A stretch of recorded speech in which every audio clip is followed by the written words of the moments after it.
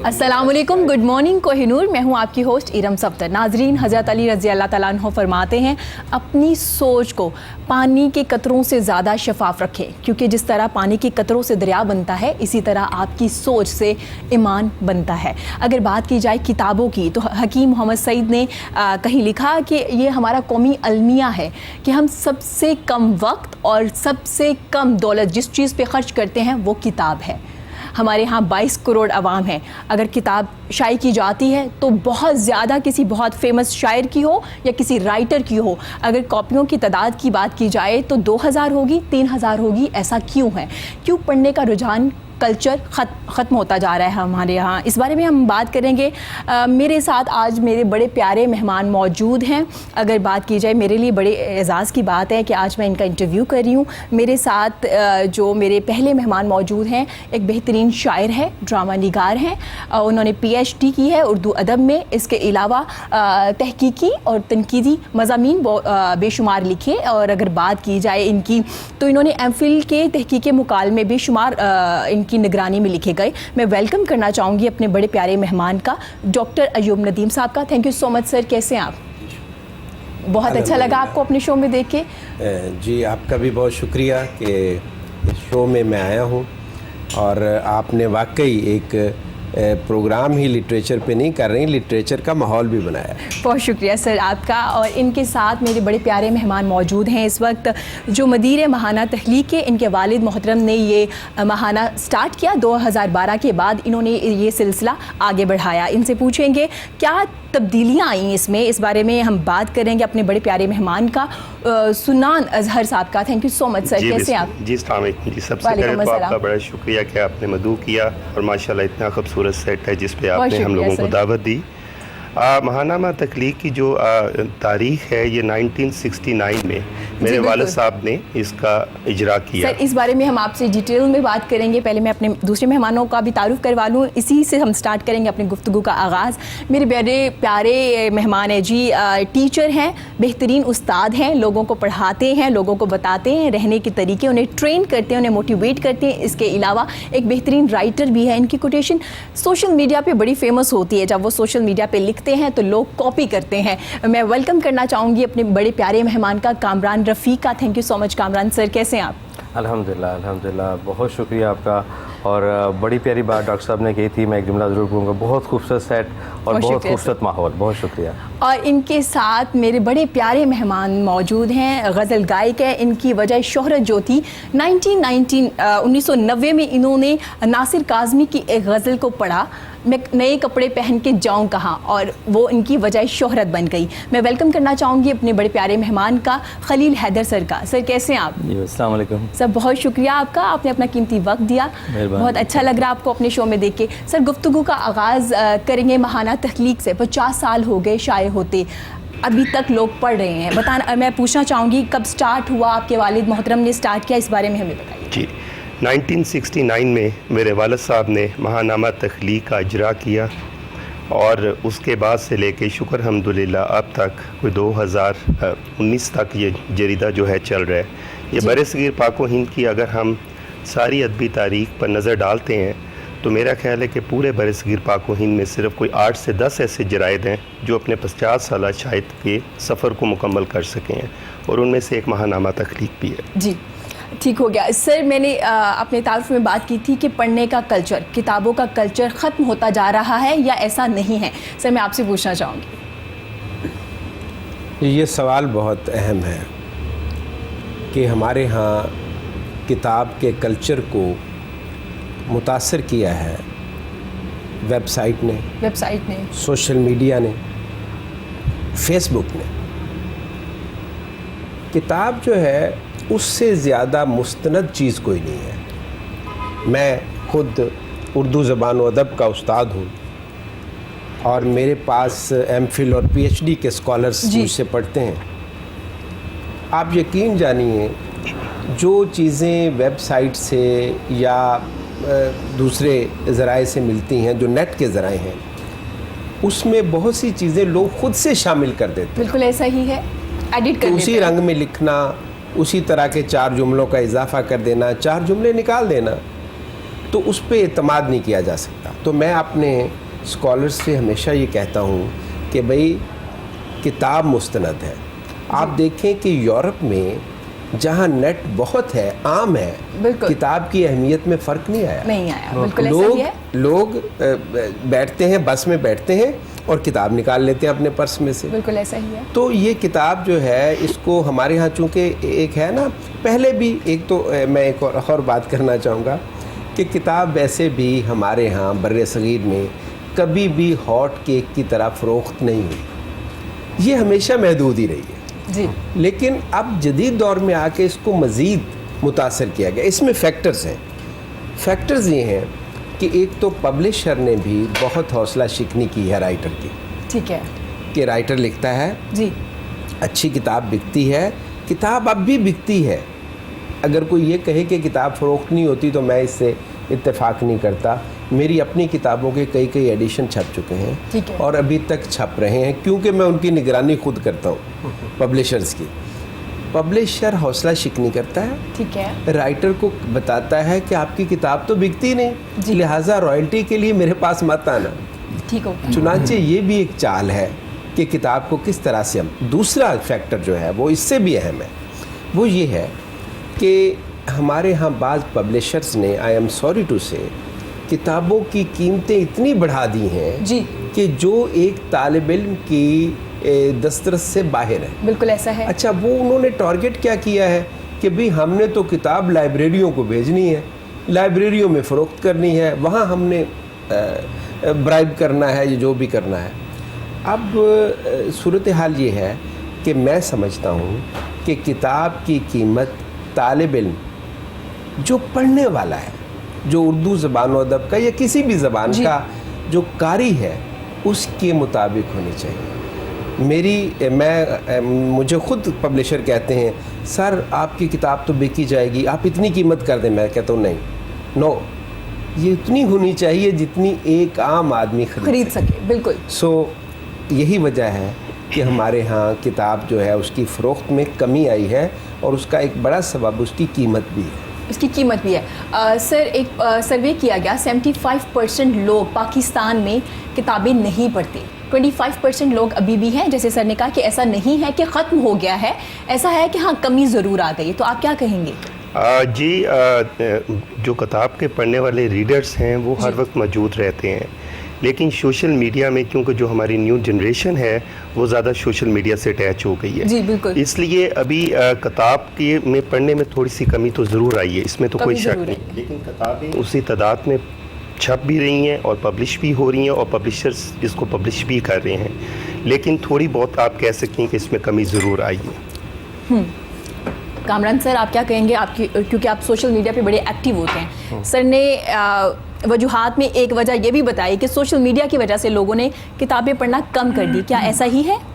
बिल्कुल ऐसा है, मैं एग्री करूंगा। 100% सर बिल्कुल दुरुस्त कह रहे हैं। और उसकी वजह ये हुई कि हमारे लिए इजी एक्सेस आ गई, PDF फॉर्मेट में आ गए, हर शख्स जो है वो अपने मोबाइल में हर चीज़ आपको मिल गई, ग्लैमराइज हर चीज़ होती चली गई।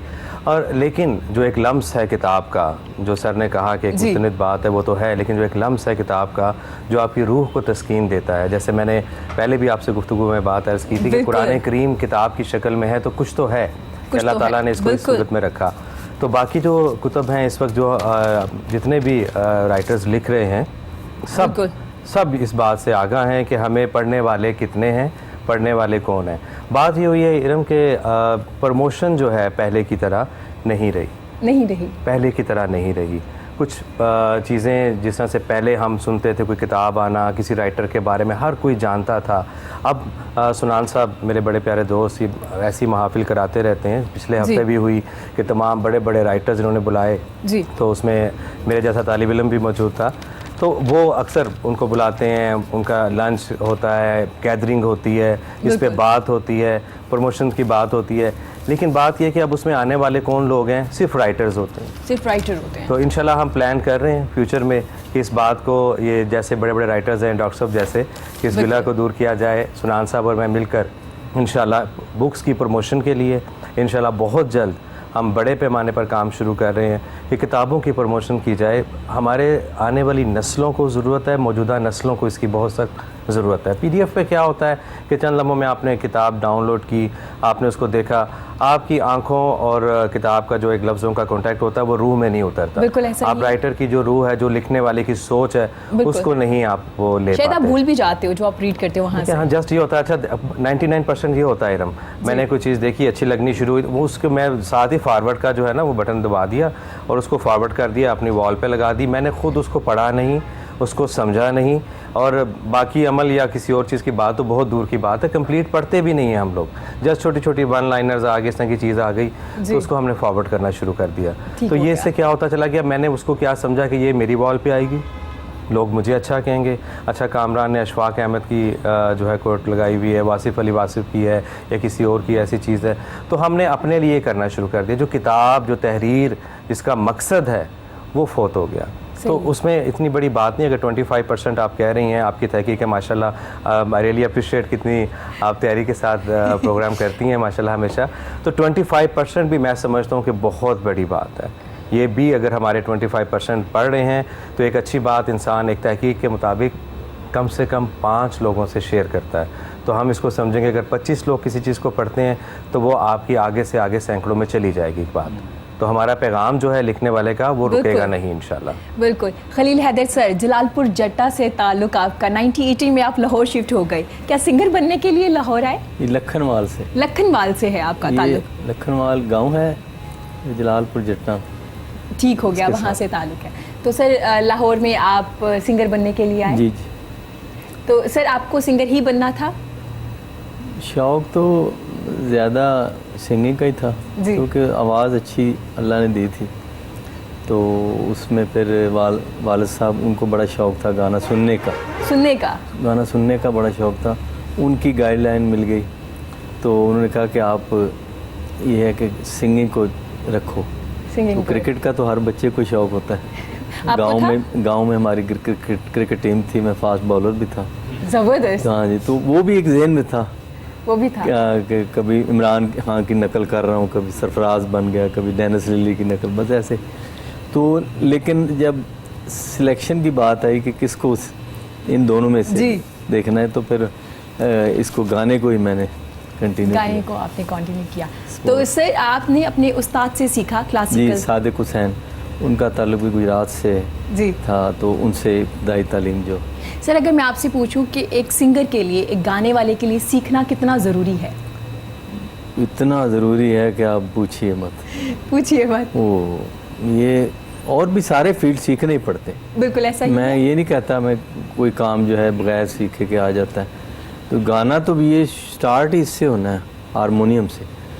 तो इसमें राग हैं, रागों से थोड़ी शनासाई होनी चाहिए कि आप कौन सा राग गा रहे हैं। वो सा राग। हाँ जी, तो कुछ सवाल कर लेता है ये गज़ल किस राग में है। अरे, तो ये सीखे के बगैर तो ये आता ही नहीं। सीखे?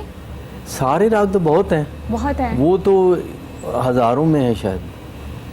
तो वो तो याद होंगे सलामत अली खान साहब, वो जो अपना शाम 84 घराना, जी बिल्कुल, और पटियाला घराना, अमानत अली खान साहब, फ़तेह अली खान साहब, इन लोगों को वो याद थे। इनको याद। तो उसके बाद फिर जो हम जैसे शौकिया गुलकार इस फील्ड में आए हैं, कुछ राग हमें याद हैं, ज़्यादा हमें नहीं याद कि हज़ारों में कह लें। मसलन जो राइज हैं राग, कुछ राग हैं, पहाड़ी है, मालकौंस है, दरबारी है, बैरवी है, उस पे थोड़ा थोड़ा अबूर हम कर लेते हैं ताकि हमारी गज़ल गायकी में हम लोग उसको यूज़ करते हैं राग को। तो ज़्यादा राग याद होना उसके लिए है कि क्लासिकल सिंगर अगर हैं, क्लासिकल गाना अगर आपने है तो उसके लिए वो उनसे आपकी ना पहचान होनी ज़रूरी है। पहचान होना बड़ा ज़रूरी है। राग को पता होना चाहिए। क्लासिकल म्यूज़िक सीखना सर मुश्किल काम है? क्लासिकल सिंगर अलग हैं, गज़ल सिंगर अलग हैं, और जो लाइट म्यूज़िक वाले अलग हैं, वो अलग हैं। पहले जो था पहला जो स्टाइल जो पटियाला घराना, शाम 84, वो जोड़ियाँ गाती थी, आपको पता है, क्लासिकल घराना। तो वो एक स्टाइल चलता रहा। बीच में फिर खान साहब, मेहदी हसन खान साहब फिर गज़लों को लेके आए। फिर यहाँ तक कि अमानत अली खान साहब को भी कहा गया कि आप गज़लें गाएं। नासिर काज़मी जैसे बड़े शायरों ने कहा कि आप गज़लें क्यों नहीं गाते, आप क्लासिकल गाते हैं। तो फिर उन्होंने आस्ता आस्ता गज़ल गायकी जो है वो बिल्कुल। फिर ये क्लासिकल के साथ लाइट मौसीकी में ये आना शुरू। ज़बरदस्त, फिर उन्हें हाँ जी। शहंशाह गज़ल भी कहा गया। हाँ जी। Very nice. सर, आपने जिक्र किया कि डिजिटल डिवाइस है, जैसे इंटरनेट है, वहाँ पे बुक्स आगे पढ़ने का रुझान कम हो गया, लेकिन हमारे यहाँ जो हमारी जनरेशन है वो ये कहती है कि हमें आसानी हो गई, बुक हमें इजीली अवेलेबल होती है, अगर हम कहीं भी मौजूद हैं हम अपना फ़ोन ओपन करते हैं और बुक मिल जाती है। तो आपको क्या लगता है कि ज़रूरत से ज़्यादा जो आसानियाँ होती हैं वो भी मुश्किलात पैदा कर देती हैं? इस आसानी में नादानी है। अच्छा, वाह। बात ये है कि मैंने जैसे कि पहले कहा जी, कि एक किताब आप डाउनलोड करते हैं ठीक है, और अगर वो अपने टेक्स्ट के मुताबिक नहीं है बिल्कुल, तो वो ज़ीरो है, वो ज़ीरो है, ठीक है। उसकी कोई हैसियत बाकी नहीं रहती। आप ठीक हो क्या? पतरस के मज़ामीन देख लें, लोगों ने उसमें बढ़ाया, कई मज़ामीन बढ़ा दिए हैं जो पतरस ने लिखे ही नहीं। ठीक है। सो बात ये है कि ये जो सबसे पहली जो चीज़ है, जो जो शख्स अपनी ज़बान से, अपने लिटरेचर से मोहब्बत रखता है, उसके लिए सबसे पहली बात ये है कि वो जो चीज़ पढ़े इस्तनाद के साथ पढ़े। ये बहुत ज़रूरी है। देखिए, अब किताब का ऐसा आपने जो बात कही, मैं उसका रिश्ता उन लोगों से जोड़ रहा हूँ जो अब इस मुल्क में बड़ी तेज़ी के साथ BS, MPhil या PhD कर रहे हैं।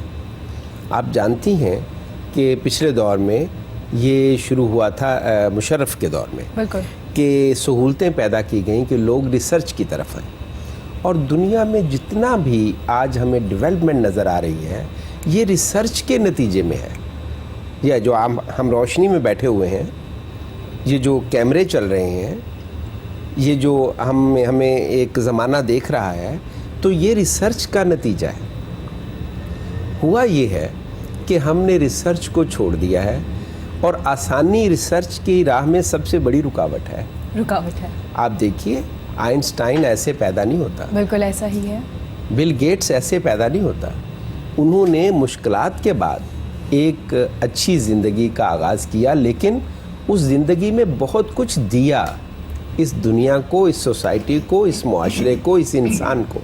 ठीक है। सो ये जो आसानी है, मैं समझता हूँ कि ये आसानी नहीं है। ये आपको बाज़-औक़ात, वो पंजाबी में कहते हैं ना, कुराई डालना, तो आपको राह से बेराह करने का नाम है।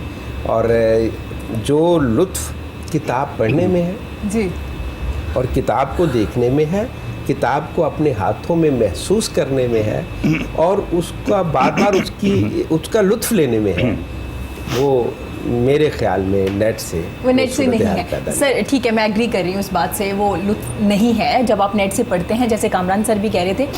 सर, आपने पब्लिशर का जिक्र किया, आपने कहा कि उसने कहीं ना कहीं जस्टिफाई नहीं किया बुक्स के साथ, तो उनको भी तो नुकसान हुआ। जब एक बुक आ जाती है, मैं उसकी फ़ोटोकॉपी लूँगी, किसी ना किसी तरह वेबसाइट पे डाल दूँगी, तो लोगों को वो मिलना शुरू हो गई, तो उसको भी नुकसान हुआ या नहीं? उसको नहीं हुआ? इसमें दो पहलू हैं। एक तो ये है कि कुछ हकूक़ होते हैं, ठीक है, बाज़ आप देखें, बाज़ किताबें आप डाउनलोड करते हैं ना, तो वो आपसे पेमेंट मांगते हैं, वो आसानी से डाउनलोड नहीं होती। बाज़ लोगों ने उसको फ्री में किया हुआ है, तो ये ज़रूरी नहीं है कि हर किताब जो है वो आपको नेट से मिल सके। जी सर, अब ऐसा ही है। देखिए, अब्दुल मजीद सालिक की किताब थी याराने कोहर, इतने खूबसूरत खाके थे, वो ना नेट पे मिलती है ना बाज़ार में मिलती है। सो ये इतनी आसानी से किताब, जो मुस्तनद किताब है, वो भी पेमेंट मांगती है और डॉलर्स में मांगती है, बिल्कुल, क्योंकि रुपए का रिवाज ही नहीं है वहाँ।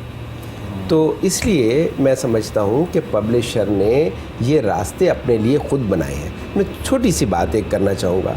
देखिए, एक ज़माना था जब किताब कोई लिखता था, उसके बाद वो पब्लिशर के पास जाता था कि मैंने ये किताब लिखी है। पब्लिशर के पास मौलाना ग़ुलाम रसूल मेहर और यूसुफ सलीम चिश्ती जैसे माहिर होते थे।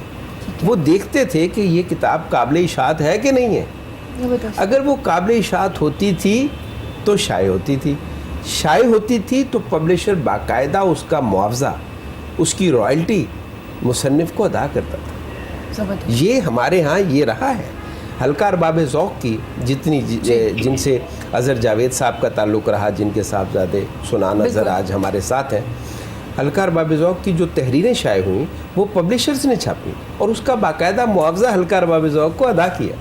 ज़बरदस्त। अब हुआ क्या, हमारे यहाँ शौकीन राइटर आ गए, शौकीन राइटर, बेवज़न शायरी, बेरब्त नस्र और पता नहीं क्या क्या लिखना और जेब में पैसे और जाके पब्लिशर को देना कि ये लें पैसे और मेरी किताब छाप दें। उसके तो वारे न्यारे हो गए। उसने कहा ठीक है, मुझे किसी एक्सपर्ट को, किसी माहिर को अपने पास रखने की क्या ज़रूरत है जी, ये तो बेहतरीन तरीका है पैसा कमाने का। चुनांचे उसने 500 किताबों के पैसे लिए, 200 किताबें छापी, उठा दी राइटर को, जाओ भाई अब जाके बांट दो लोगों में। आप यकीन जाने मुझे दुख होता है, मैं ये बात कहना चाहता हूँ, मुझे तकलीफ़ होती है जब लोग किताब को विजिटिंग कार्ड की तरह लोगों में तकसीम करते हैं। ये किताब का मकाम नहीं है। मैंने किताब कभी तकसीम नहीं की, कभी नहीं बांटी। हाँ, चंद मखसूस दोस्त होते हैं जिनको बहरहाल देनी होती है 10, 20, 30 किताबें दैट ठीक है। बाकी मैं सारी किताब जो है वो मेरे पब्लिशर के पास होती है और वही फ़रोख्त करता है। अच्छा सर, पढ़ने वालों की कमी तो आपने बता दी, क्या लिखने वालों में भी कमी आई या नहीं, लिखने वाले ज़्यादा हो गए? अब ये तो आपने मुझे ऐसे सवाल में फंसा दिया है कि अब लोग जो है कुछ मेरे खिलाफ हो जाएंगे और कुछ मेरी हिमायत में आ जाएंगे। सर थोड़ा बता दें, कुछ नहीं जो होता। अच्छा राइटर है, जो अच्छा राइटर है, अच्छा लिखने वाला है, वो कम हुआ है, वो कम हो गया, कम हुआ। और जो बस ऐसे ही है उनकी बड़ी, आप ऐसी उनकी कौन बहुतात से है, राइटर को कहते उनकी हैं? बहुतात। सर ऐसे वाले राइटर के बारे में भी थोड़ा बताइएगा। आप यकीन जाने हमारे पास ऐसे लोग आते हैं दिबाचा लिखते हैं, जब उनकी शायरी देखते हैं तो उसमें लैला से शुरू होती है और लैला पे ख़त्म हो जाती है। अच्छा, ओ भाई, आप किस मुआशरे में रहते हैं? क्या एक शायर, क्या एक अदीब अपने मुआशरे से कट कर ज़िंदगी गुजार सकता है? अच्छा, उसमें ऐसे लोग भी होते हैं बिल्कुल उनको शायरी का पता ही नहीं है शायरी क्या है, वो कहते हैं जी दिबाचा लिखने। सिफारिशें साथ होती हैं। अच्छा, सिफारिशें भी साथ होती हैं। शायरी में भी सिफारिशें हैं? सिफारिश होती है, लिख दें। अच्छा, लिख दे, फलां से कहलवा दिया, कामरान साहब से कहलवा दिया कि जी वो आ रहे हैं, मेरे दोस्त हैं, ज़रा इस पे कर दें। अब यकीन जाने बाज़ों का दिल चाहता है कि बिल्कुल ना लिखा जाए, कि ये जो इसने लिखा है, ख्वाब व अफसाना है, कुछ भी है जी, पहले इसकी सिन्फ तो पता लगे कि ये किस सांचे में है, ये है भी अफसाना कि नहीं है, ये शायरी है भी कि नहीं है। मगर चूँकि उनके पास पैसे होते हैं खर्च करने के लिए, छपवाने के लिए, और वो बेताब होते हैं कि 4 लफ्ज़ उन पे लिख दिए जाएं और वो फ़ौरन किताब छाप दें, इस चीज़ ने किताब की तौकीर को कम किया है। कम किया। ये बात जहन में रखनी चाहिए। हम ये तो कहते हैं ना किताब पढ़ने वाले कम हुए, लेकिन हमने किताब के साथ क्या सलूक किया है? हमने किताब की इज़्ज़त में ख़ुद कमी की है। ऐसे लोग आए हैं, और आप यकीन जानिए मैं बड़ी साफ़गोई से बयान कर रहा हूँ कि बाज़ औक़ात ऐसी किताबों के बारे में भी उन पर भी दिबाचे और फ्लैब लिखना पड़ते हैं जिन पर नहीं लिखने चाहिए। सर लिखना पड़ते हैं, अब क्या कह सकते हैं। सर आपके वालिद मोहतरम ने स्टार्ट किया, 2012 के बाद आपने कंटिन्यू किया। सर बताइएगा, बहुत बड़े लोग लिखते हैं उस महाना जो तख्लीक है, थोड़ा सा बताइएगा मुझे इस बारे में। जी, पहले तो मैं डॉक्टर अयूब साहब की बात को थोड़ा आगे बढ़ाना चाहूँगा किताब के हवाले से। ये बिल्कुल सही फरमा रहे हैं कि लिखने वालों की तादाद में इजाफ़ा ज़्यादा हुआ है, मैं समझता हूँ ज़ाती तौर पे, लेकिन इसमें शौकीन मजाज लोग जो है, जिस तरह इन्होंने फरमाया, वो ज़्यादा शामिल हो गए। मतलब कि जिस तरह अगर फ़िल्मी अदाकारें और सिंगर्स किताबें पब्लिश करवाना शुरू कर दें तो मतलब वो सारे काम ही एक ही दफ़ा करने की कोशिश में कोई काम भी सही तरह नहीं कर सकते हैं। और जहाँ तक आपने सिफारिश की बात की, इसमें बहुत ज़्यादा सिफारिश की जाती है। अच्छा। मतलब ऑब्वियस मुझे अक्सर जो है कोई गज़ल या अफसाना जरीदे में शाया करने के लिए आता है तो बाकायदा पीछे उसके कितने ही फ़ोन आते हैं कि जी ये फ़लाँ खातून है, ये फ़लाँ मर्द है, तो ये अमेरिका से भिजवा रहा है, ये कनाडा से भिजवा रहा है, तो आप इसको अपने जरीदे में ज़रूर शामिल करें। अच्छा सर, छोटी सी बात मैं अपने तौर पे पूछना चाहती हूँ, ज़्यादा ख़वातीन की सिफारिशें आती हैं या मर्द? इसमें सिर्फ आपके पास? जी नहीं, मेरे पास इसमें असल में जो ज़्यादा नए लिखने वाले होते हैं, ज़्यादा इसमें तादाद नए लिखने वालों की होती है। हालांकि ये ऐसा एक अदबी जरीदा है जिसने पाकिस्तान को बेशुमार लेजेंड राइटर्स दिए हैं, मतलब इसकी एक पूरी हिस्ट्री है, लेकिन उसके बावजूद ये है कि नए लिखने वाले लोगों की सिफारिश ज़्यादा होती है इसमें। सर आपने बताया नहीं कि ख़वातीन की ज़्यादा आती है, ये मर्द नहीं, हज़रात की इसमें आपने बात दोनों बोल की के तादाद दी है। मैं समझता हूँ कि दोनों की तादाद ही इसमें बराबर है। लिखने वाले लड़कों की भी सिफारिश आती है, नए लिखने वाले, और नई लिखने वाली लड़कियों की भी आती है। और जहाँ तक आपका दूसरा सवाल है, आपने जरीदे के हवाले जी। से सवाल किया, तो ये बरसगीर पाक व हिंद की अगर अदबी तारीख पे हम नज़र डालते हैं जी। तो ये सिर्फ कोई 8 से 10 जरायद ऐसे नज़र आते हैं जो अपना 50 साल शायद का मुसलसल सफ़र मुकम्मल कर सकें, और उसमें एक महानामा तख्लीक भी है। तो मेरे वालिद साहब ने इसको 1969 में इसका इजरा किया और 42 साल तक बग़ैर किसी हुकूमती सरपरस्ती के इस महानामा तख्लीक को चलाते रहे। हालांकि जो अदब में मैं समझता हूँ कि इन हुकूमती अदारों का जो किरदार है, इनको वो हक़ इन्होंने अदा नहीं किया। हुकूमती अदारों को ग्रांट मिलती है, इन्हें चाहिए कि ये अदबी जरीदों को और अदब की प्रमोशन के लिए कोई ना कोई काम ज़रूर करें, लेकिन हुकूमती अदारों ने किसी जगह भी पाकिस्तान में खुसूसन अदब के ऊपर वो तवज्जो नहीं दी जो देनी चाहिए। इसके बरक्स अगर हम हिंदुस्तान को देखते हैं, जब वहाँ से लोग तशरीफ़ लाते हैं तो मैं ये सुन के बड़ा हैरान होता हूँ कि वो कहते हैं कि हमें वहाँ अदब में हमारे वहाँ सरकारी तौर पे बहुत सरपरस्ती की जाती है। अगर कोई राइटर वहाँ किताब लिखता है तो उसको बाकायदा हुकूमती अदारे और हुकूमत की तरफ से कोई 1 लाख रुपए की ग्रांट दी जाती है। तो किताब के ज़वाल की एक बड़ी वजह यह भी है कि यहाँ हुकूमती अदारे, जो भी अदबी हुकूमती अदारे हैं, किताब से वाबस्ता हैं, वो अपना हक़ अदा नहीं कर रहे। ठीक है। सो इसको हमने 42 साल तक, मेरे वालिद साहब ने इसको अपनी ज़ाती काविशों से चलाया। और उसके बाद एक और रवायत थी जिसकी शुक्र अल्हम्दुलिल्लाह मैंने रवायत शिकनी की है कि मदीर के फौत होने के बाद जो भी अदबी जरीदा होता था वो अमूमन बंद हो जाता था। बिल्कुल ऐसा ही है। लेकिन 2012 में जब तमाम दोस्तों से मशावरत की गई तो उन्होंने कहा कि इसकी रवायत शिकनी होनी चाहिए। वो शुक्र अल्हम्दुलिल्लाह कि 2012 से भी 2019 तक मुझे 8 साल हो गए हैं। मैं इस अदबी जरीदे का एडिटर भी हूँ और इसकी एक हमने तारीख भी कायम की है। इसको मुकम्मल 50 साल हो गए। बल्कि मैं आपके तवज्जुह से दिखाना चाहूँगा कि ये 50 साल इस तख्लीक को हो गए हैं और अभी पिछले दिनों ही हमने इसका सफ़र मुकम्मल किया है 50 साल। माशाल्लाह, बहुत मुबारक हो सर आपको। बहुत मेहरबानी। और ये बड़ा ज़रूरी है और हमें बड़ी खुशी है कि आज भी ऐसे जरीदे शाये हो रहे हैं।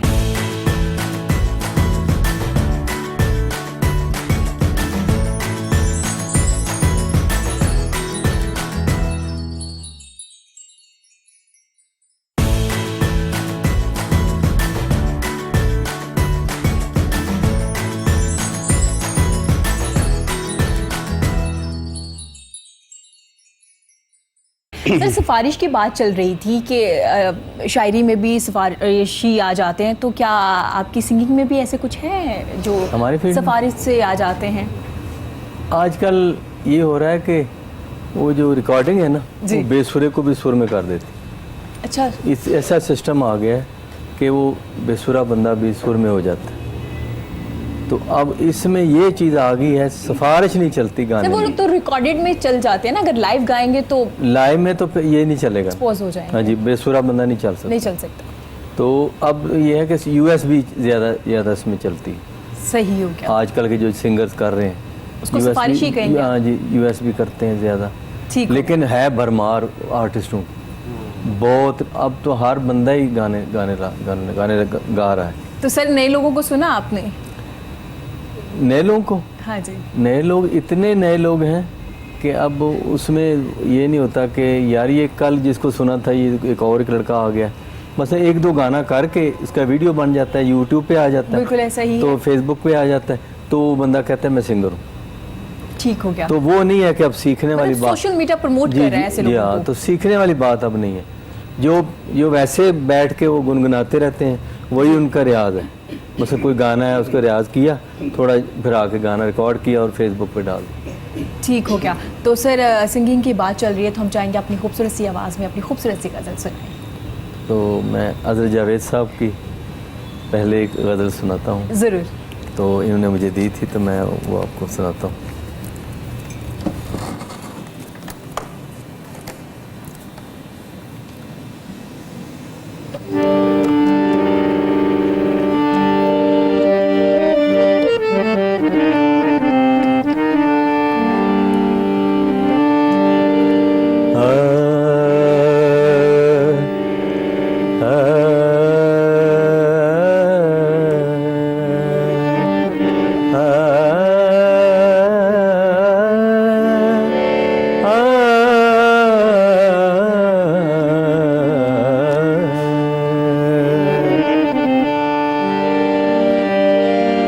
आज फिर आँखों से बेमौसम की बरसातें हुई, देर तक तेरी सहेली से तेरी बातें हुई।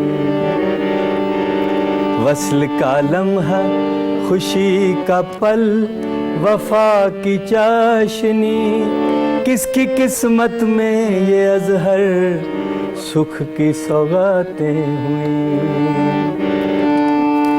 दिल अपना दुश्मन है यारो, दिल अपना दुश्मन है यारो, दिल से क्या याराना हो, दिल अपना दुश्मन है यारो, दिल से क्या याराना हो। इस पागल के साथ भला अब कौन यहाँ दीवाना हो, दिल अपना दुश्मन है यारो।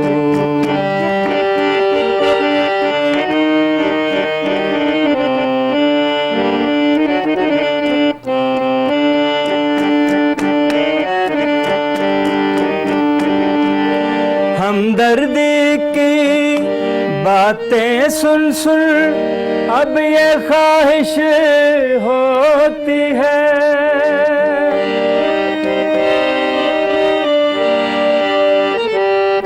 हमदर्दी की बातें सुन सुन अब ये ख्वाहिश होती है, अब ये ख्वाहिश होती है।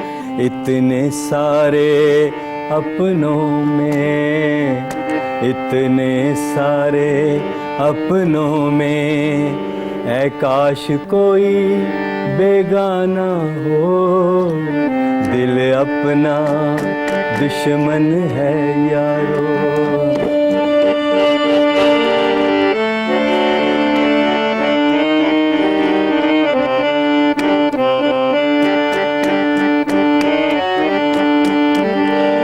आपाधापी का आलम है, नफ्सा नफ्सी छाई है,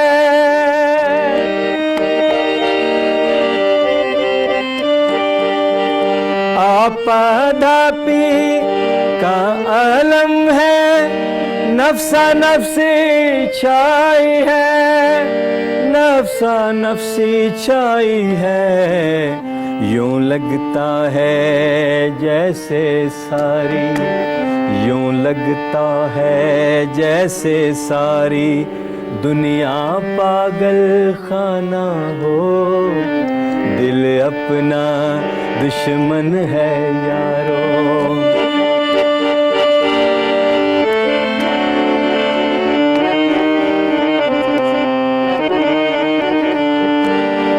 फूलों के दामन से लिपट कर जब शबनम रोती है,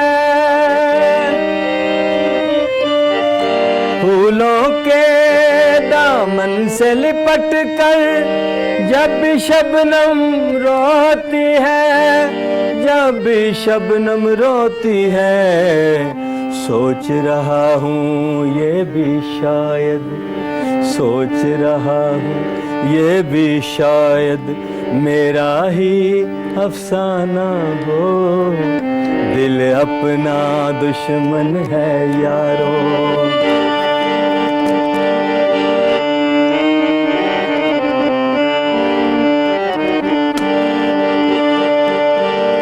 आज तो उसके चेहरे पर नफरत का भी इजहार न था,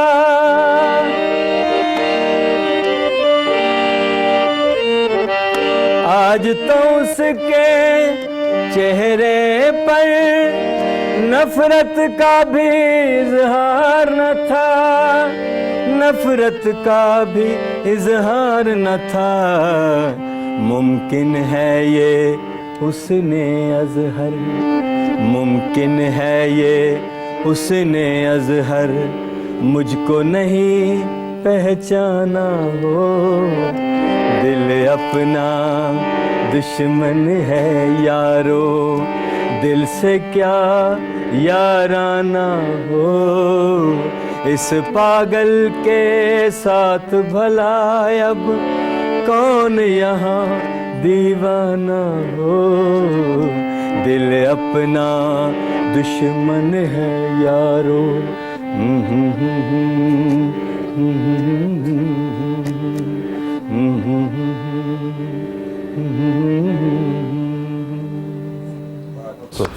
वेरी नाइस, बहुत खूब।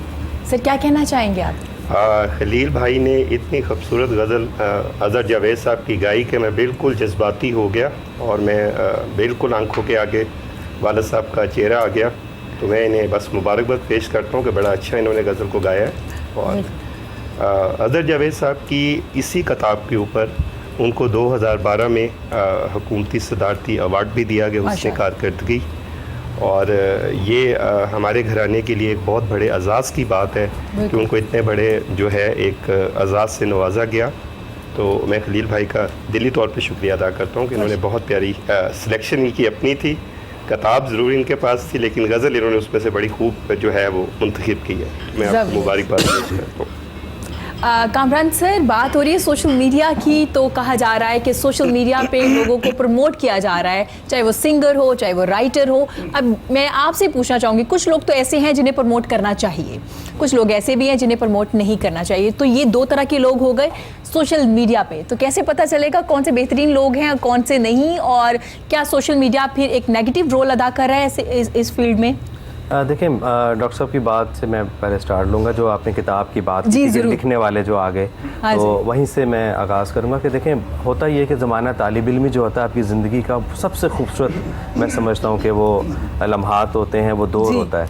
जब आप किताब लिख लेते हैं, मैंने 99% लोगों को देखा, जब किताब लिख लेते हैं तो वो अपने आप को जब साहिब किताब समझने लग जाते हैं तो एक फुल स्टॉप लग जाता है आपकी लर्निंग के आगे। बिल्कुल, आप सीखना छोड़ देते हैं, आप सीखना छोड़ देते हैं। बेशुमार लोग मैंने देखे किसी भी फील्ड में चले गए, थोड़ी सी इज्जत मिली, थोड़ी सी शोहरत मिली, बिल्कुल यूट्यूब पे आए या टीवी पर आए, आगाज़ हुआ अभी, तो उसके बाद वो अपने आप को ये समझने लग जाते हैं जैसे दर्जा उस्ताद का मिल गया या किसी जगह चले गए हैं, बहुत बड़े मकाम पे आ गए हैं, तो आप वो दरवाज़ा बंद कर देते हैं जहाँ से लर्निंग होती है, जहाँ से अब आपके पास इल्म आ रहा होता है। मैं किताब लिख रहा हूँ, मैंने 2 किताबें शुरू की हुई थी, एक डिफरेंट टॉपिक्स पे हैं। तो मैं यकीन करें कि मैं बार बार सोचता हूँ उस बारे में। मेरे उस्ताद मोहतरम हैं समीउल्लाह मलिक साहब, उनसे गुफ्तगू भी होती है उसमें, और वो कह रहे हैं कि आप इसे जल्द से जल्द मुकम्मल करें। लेकिन मैं क्या चीज़ देख रहा हूँ, मैं वही बात अर्ज़ करूँगा कि सबसे पहली चीज़ आप अपने आप को पहचानते हुए ये बात देखें कि आप किताब लिखने जा रहे हैं, किताब जो है उसकी रूह क्या है, किताब असल में है क्या चीज़ है क्या? आपने किताब लिखनी है तो आपने दुनिया के सामने अपनी सोच को रख देना है। बिल्कुल ऐसा है। पढ़ने वाला होता है। देखिए मुझे बड़ा अफसोस होता है आजकल जो प्रमोट किया जा रहा है, वो बात भी आप ही करता हूँ।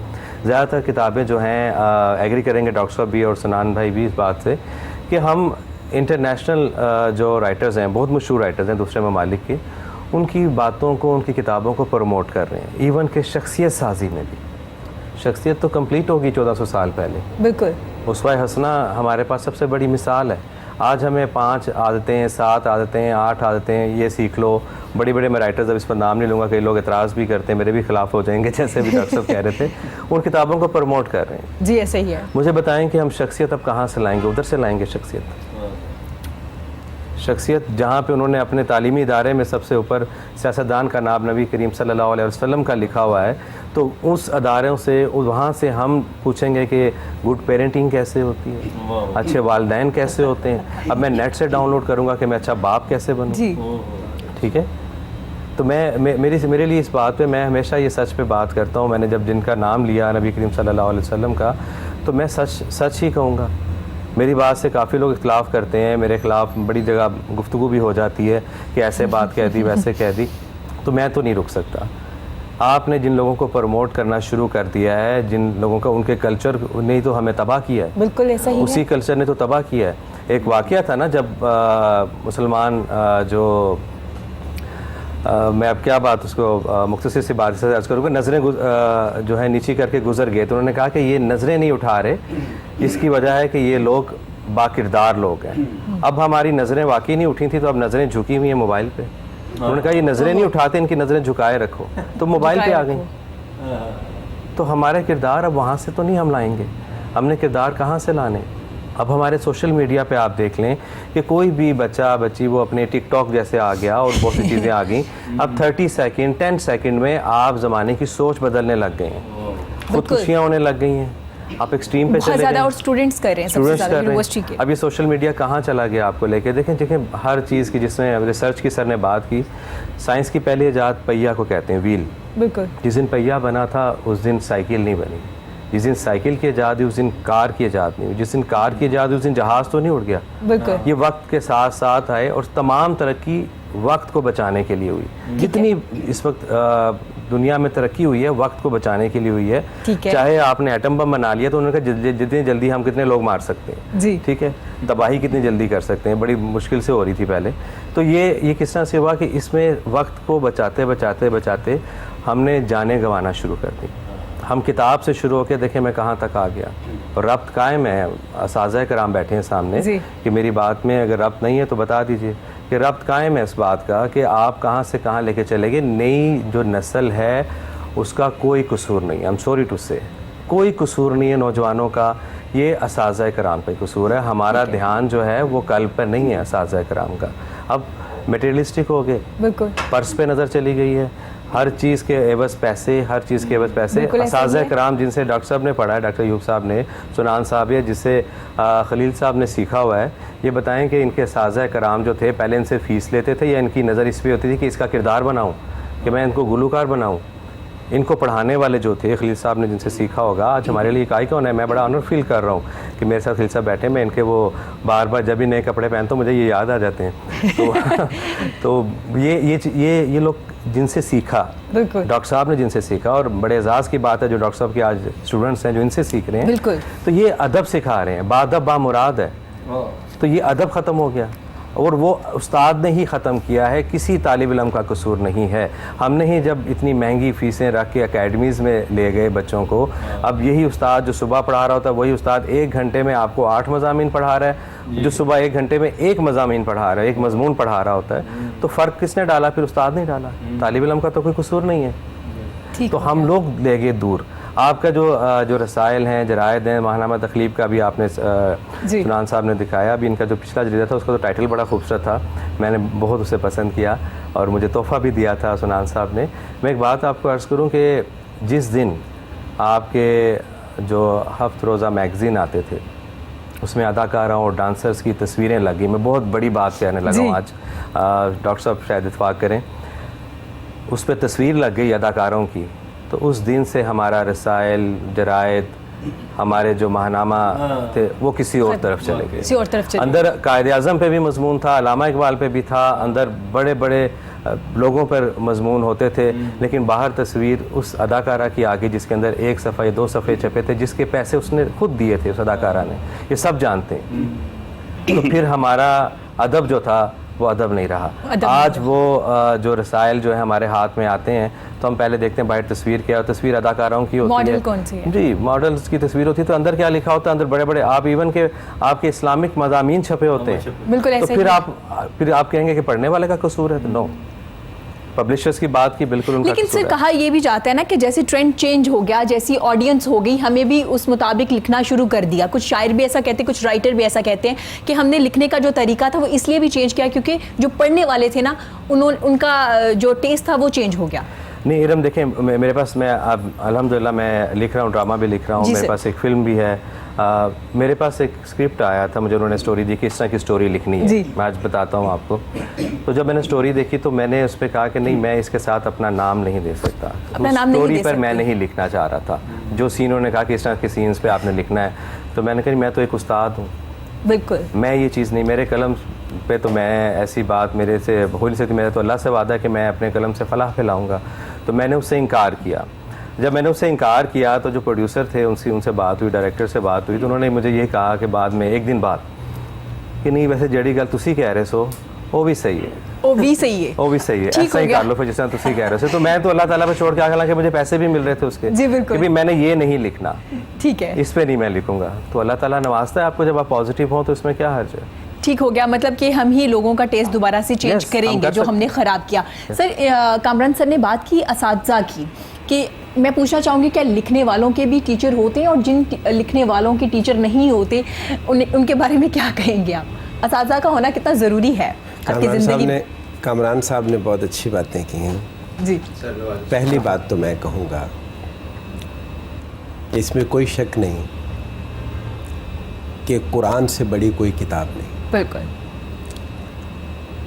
एक बार, बड़ी पुरानी बात है, जी। मेरे एक उस्ताद मोहतरम ने मुझसे कहा कि अयूब कौन कौन सी किताबें पढ़ी हैं, तो मैंने एक लिस्ट उन्हें बताई, ये भी पढ़ी है, ये भी पढ़ी है, ये भी पढ़ी है।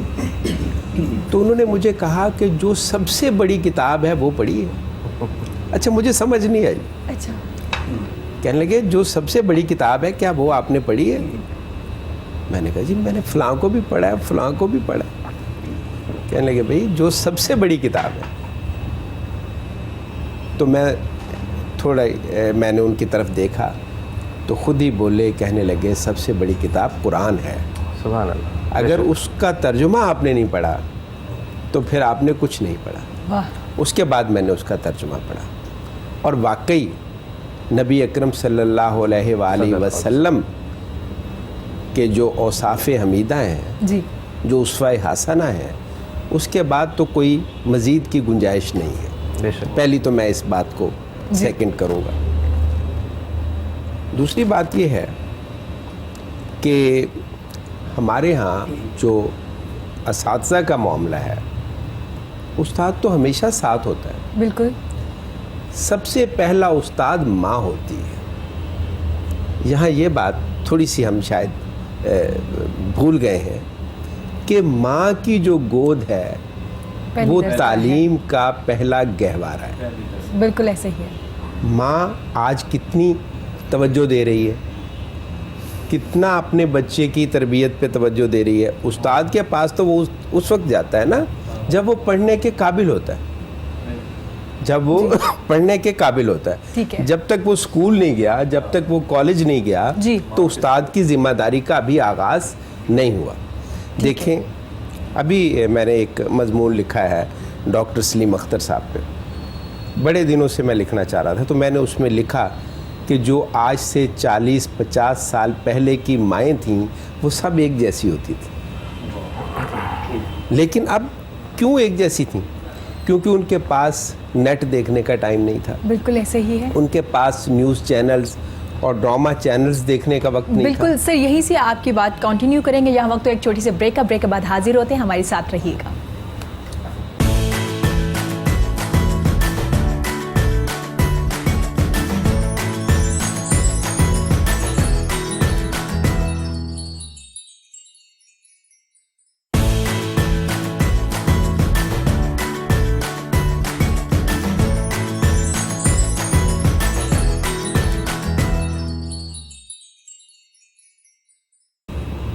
वेलकम बैक जी। गुफ्तगू का सिलसिला जारी है। मेरे साथ मेरे बड़े प्यारे मेहमान मौजूद हैं। डॉक्टर साहब, आप बात कर रहे थे टीचर की, उस्ताद का होना कितना ज़रूरी, मैं चाहूँगी आप वहीं से कंटिन्यू कीजिए।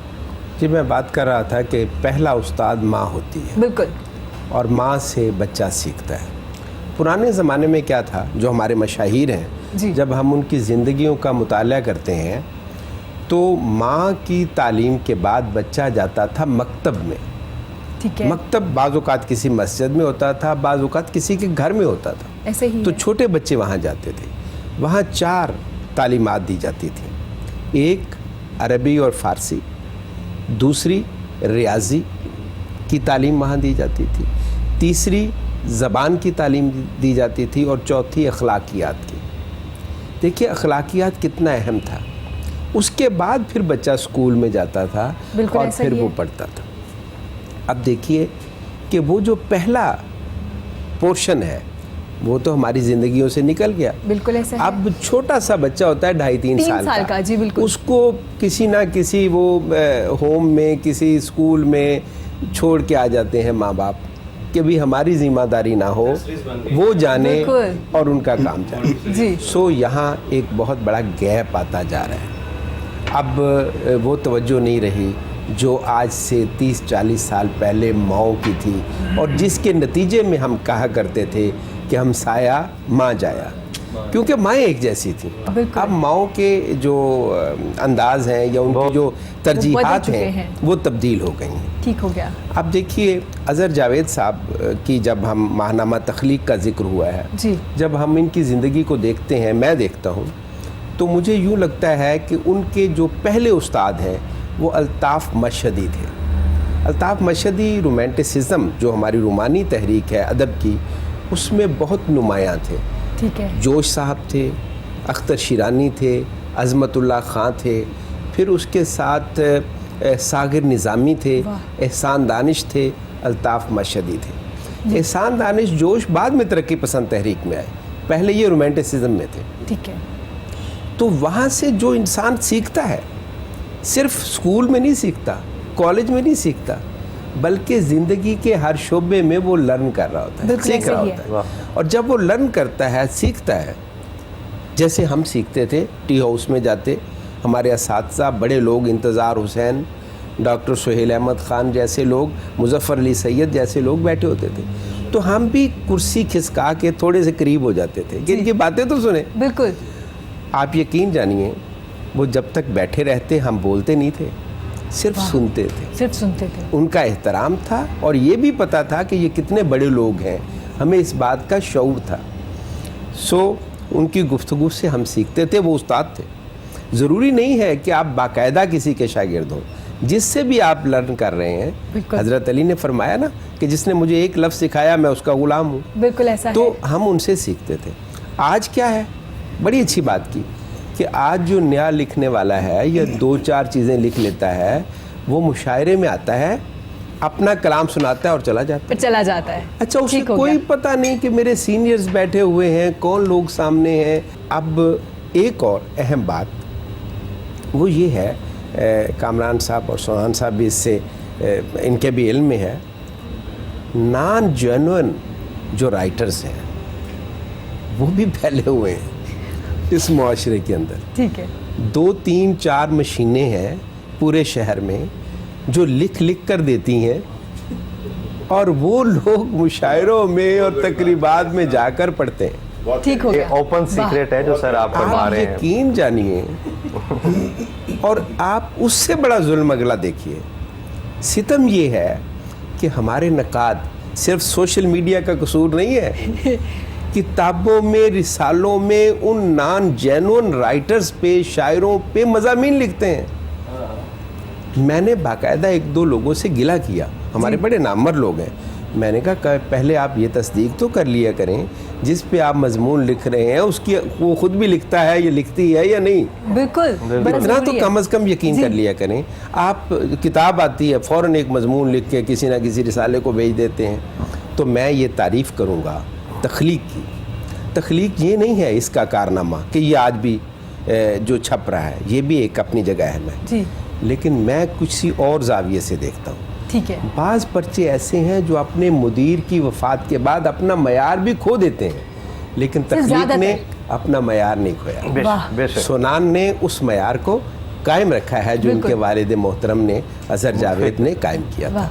ये बहुत अहम बात है जी। अगर कोई उस मयार को खो देता है तो इट मीन्स कि फिर तो उसका होना ना होना बराबर है। बराबर है। जैसे कि कामरान साहब ने कहा कि जब टाइटल बाहर लग गया किसी शोबिस जाविये से, तो फिर उसमें जो तहरीरें हैं उनकी क्या अहमियत बाकी रह जाती है। अहमियत क्या बाकी रह जाती है। बिल्कुल। ये एक बात है कि जो नॉन जेन्युइन्स हैं उनको शायर बनाने में, अदीब बनाने में सिर्फ सोशल मीडिया नहीं है, हमारे कई बुजुर्ग नकाद और मुहक्किक भी उसमें शामिल है। सर आपसे बात करना चाहूँगी, 2012 के बाद क्या जिद्दत आई महाना तहलीक में, क्या चीज़ें क्या चेंज किया आपने इसमें? जी इरा, मैं पहले इस सवाल से पहले नदीम साहब और कामरान भाई की बात को थोड़ा सा आगे बढ़ाना चाहूँगा।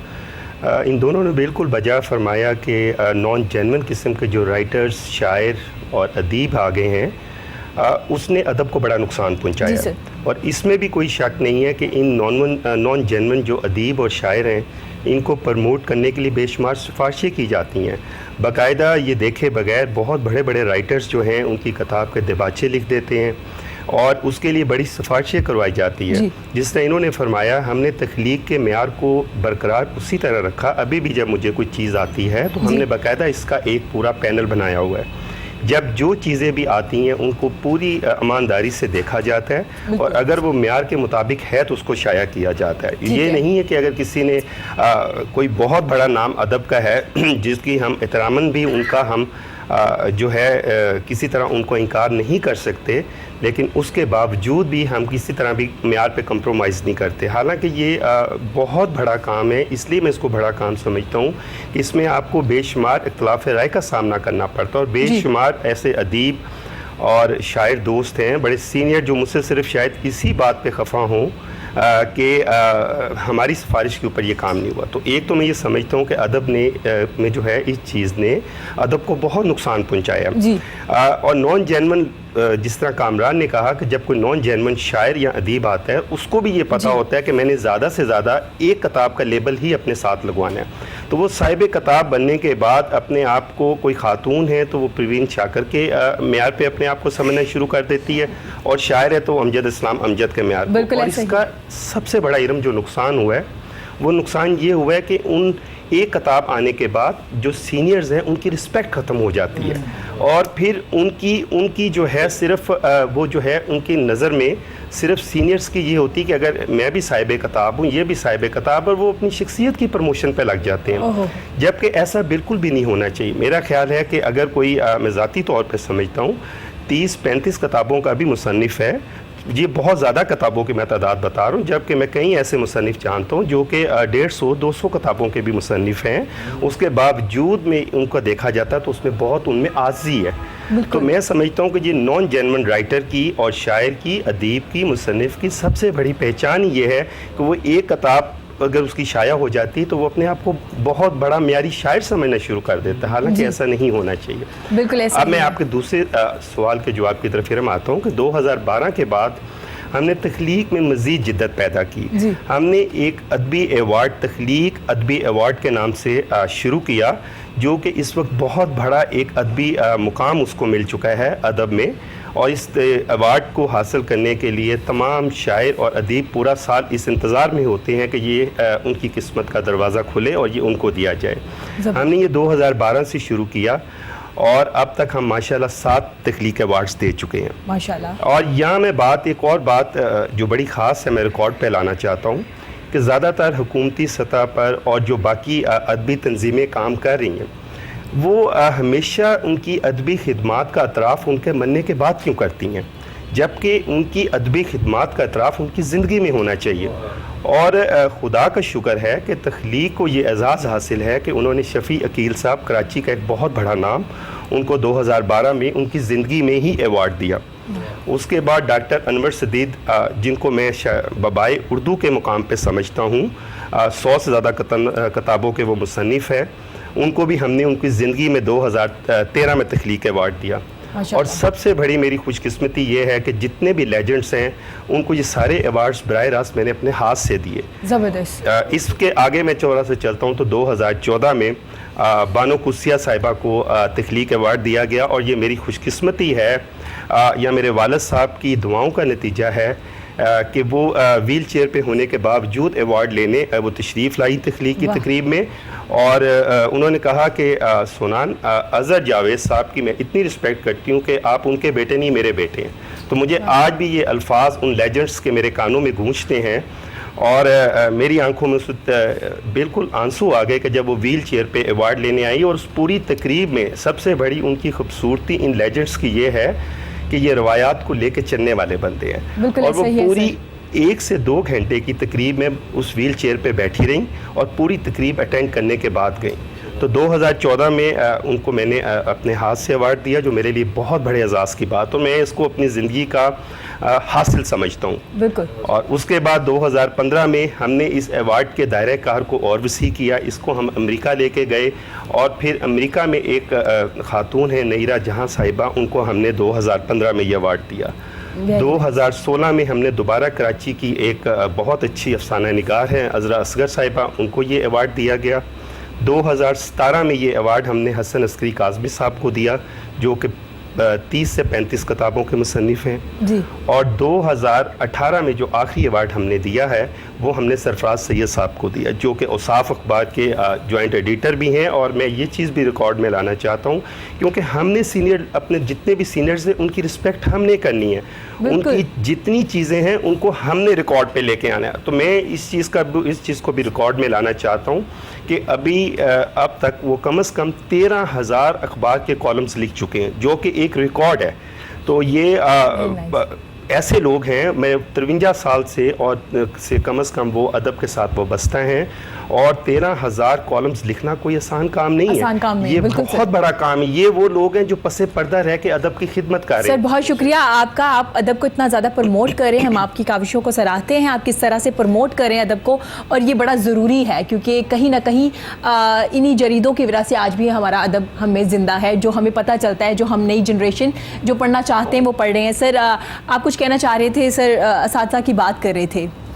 जी बिल्कुल, असातिज़ा पे बात हो रही थी, तो उसमें एक चीज़ जो आप सीखने के लिए यहाँ पर है, जी। मैं भी तालिब इल्म हूँ, हम सब तालिब इल्म हैं। आप देखें कि हमारी गुफ्तगू जब से शुरू हुई इस प्रोग्राम के आगाज़ से, जब आपने सवाल भी किया, तो जब सुनान साहब ने जवाब देना शुरू किया या डॉक्टर साहब ने या मैंने शुरू किया, तो हमने पहली बात जो हमसे पहले किसी ने कही तो उसको लेकर चले। बिल्कुल ऐसा ये है, गुफ्तगू के आदाब में एक चीज़ है। बिल्कुल। तो जो तालिब इल्म इसको देख रहे हैं इस वक्त, आप गुफ्तगू में यहाँ पे जीतने नहीं आए। मैंने देखा ज़्यादातर कन्वर्सेशन हो रही होती है, तो मेरी कोशिश होगी कि मैं सुनान साहब से अच्छा बोलूँ, मेरे बारी आ गई, बस अब मैं शुरू हो जाऊँ, बिल्कुल ऐसा डॉक्टर साहब है। से मैं अच्छा बोलूँ। तो आप देखेंगे यहाँ पर तायद की जा रही है, ये भी एक सीखने की बात जी। है। ठीक है, इसको रिकॉर्ड में लाना चाहिए, इसको समझना चाहिए।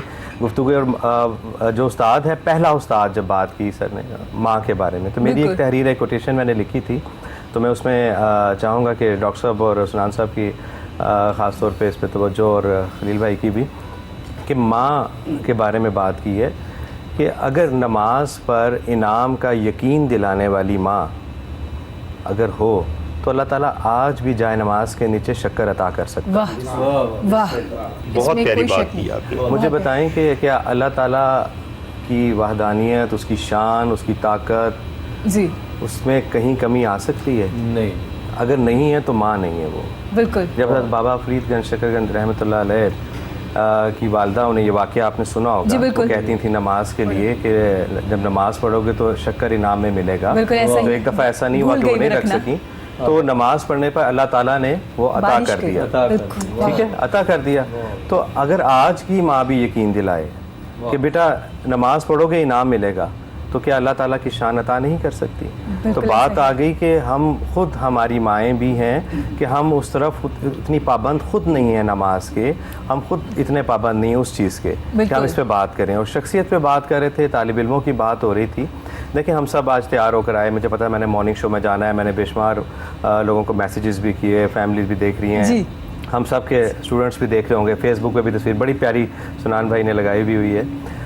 तो हम तैयार होकर आए, ड्रेसिंग अच्छी की, परफ्यूम लगाए हुए हम सब बैठे हुए, खुशबू आ रही है। ये तो आ रही है खुशबू उस ब्रांड की, जी। मैं ब्रांड का नाम नहीं लूँगा, जो भी हमने लगाया हाँ हुआ जी, है। बिल्कुल लेकिन मेरी खुशबू मेरे लफ्ज़ों से आएगी, बिल्कुल। मेरा किरदार जो है वो मेरे लफ्ज़ों से पता लगेगा। मैं जैसा किरदार रखता हूँ इरम, वैसी ही आज आप पर तासुर कायम होगा, वैसी ही चीज़ आप मुझसे लेंगे।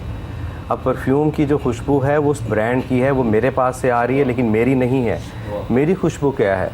मेरे अल्फाज हैं, मेरा अंदाज़ है, मेरी आजी है, मेरे उस्ताद की तरबियत है, मेरे माँ बाप की तरबियत है, जो साज़ा कराम। बिल्कुल सर, वैसे भी कहा गया बोलो ताकि पहचाने जाओ, क्योंकि जब आप बोलते हैं तो आप पहचाने जाते हैं कि आप हो कौन, आपकी फैमिली बैकग्राउंड क्या है, आपके बोलने से पता चलता है। खलील हैदर सर, 1993 में आपने फिल्म के लिए गाना गाया, कैसा एक्सपीरियंस रहा फिल्म के लिए गाना गाना?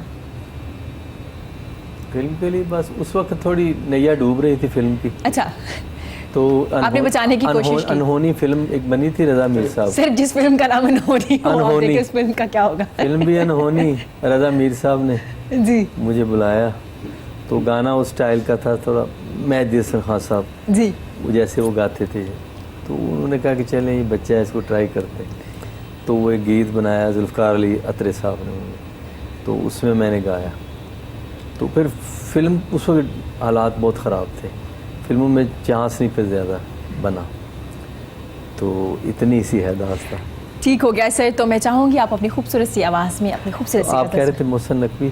हाँ जी, मोहसिन नकवी की भी आपने बहुत सी गज़लें जी, गाई। मैं फिर वही सुना देता हूँ। ज़रूर ज़रूर।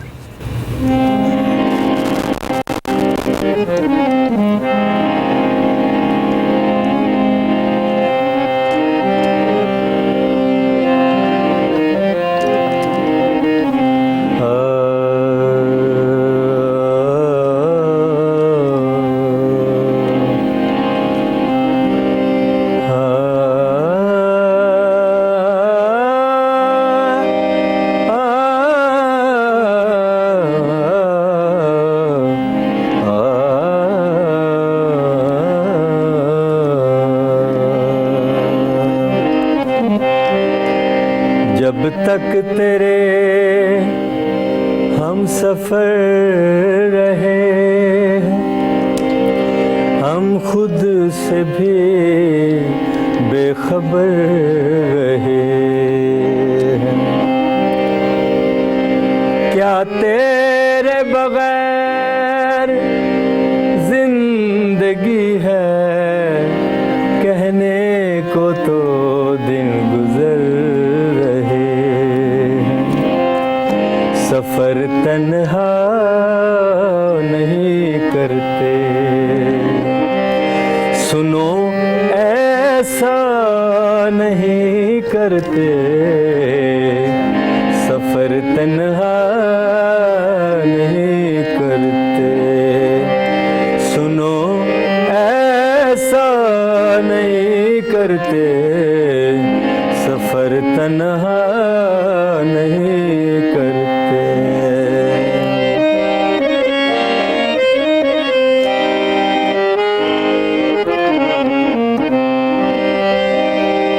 तेरी आँखों को पढ़ते हैं, तेरी आँखों को पढ़ते हैं, तेरी आँखों को पढ़ते हैं। तुझे देखा नहीं करते, तुझे देखा नहीं करते, तुझे देखा नहीं करते। सफ़र तन्हा नहीं करते।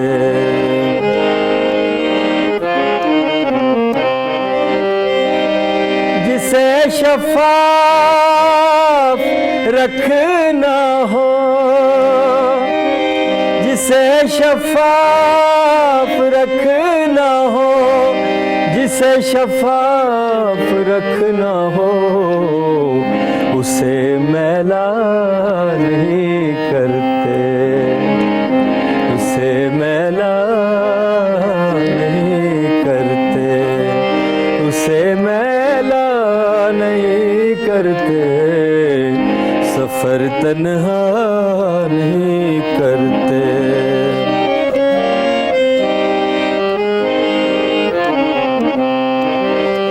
सफ़र जिसका मुक़द्दर हो, सफ़र जिसका मुक़द्दर हो, सफ़र जिसका मुक़द्दर हो, उसे रोका नहीं करते, उसे रोका नहीं करते, उसे रोका नहीं करते। सफ़र तन्हा नहीं करते।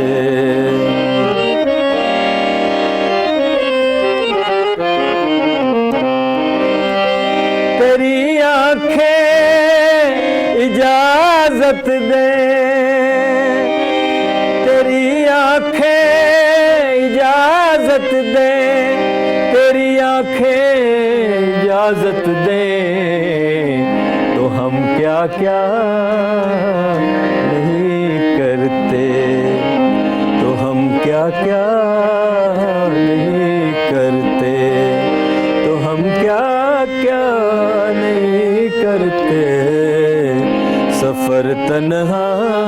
नहीं करते।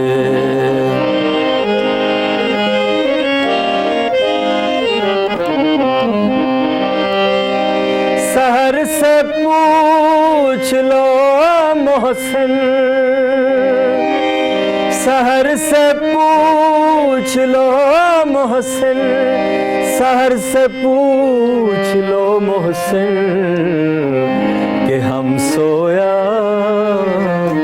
नहीं करते, कि हम सोया नहीं करते, कि हम सोया नहीं करते, सफर तन्हा नहीं करते।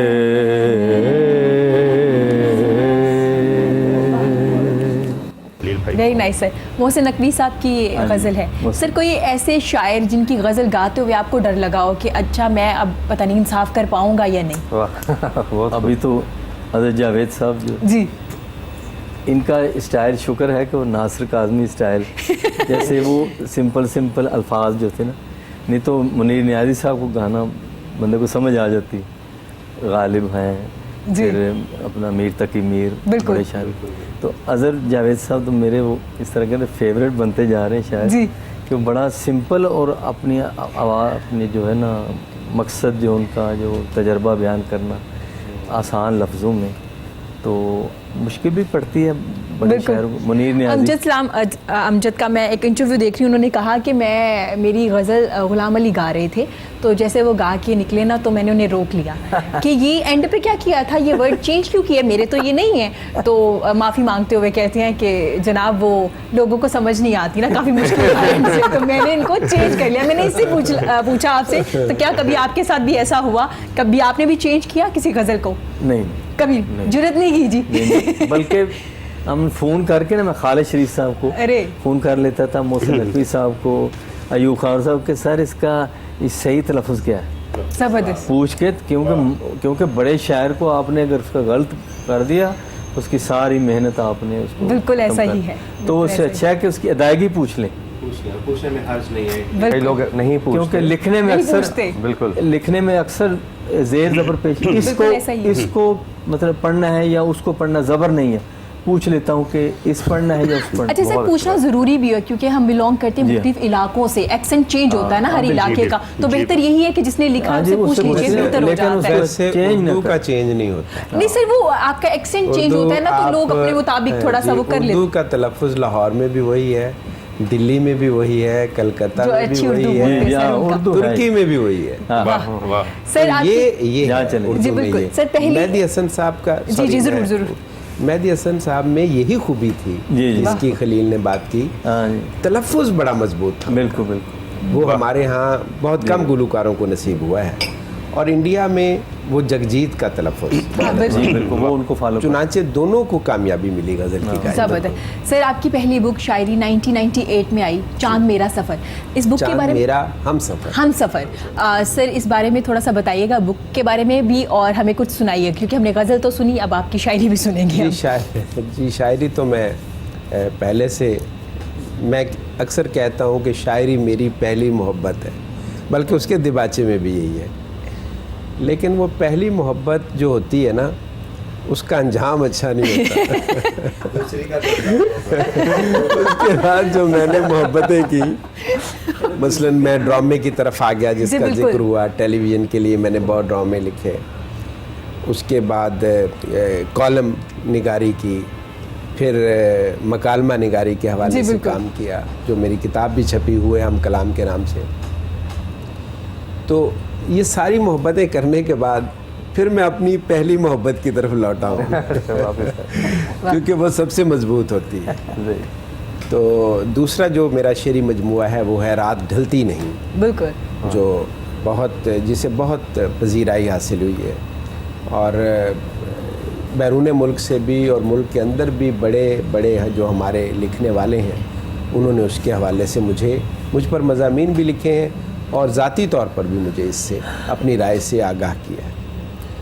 तो मैं एक गज़ल के कुछ शेर आपके खिदमत में पेश करता हूँ कि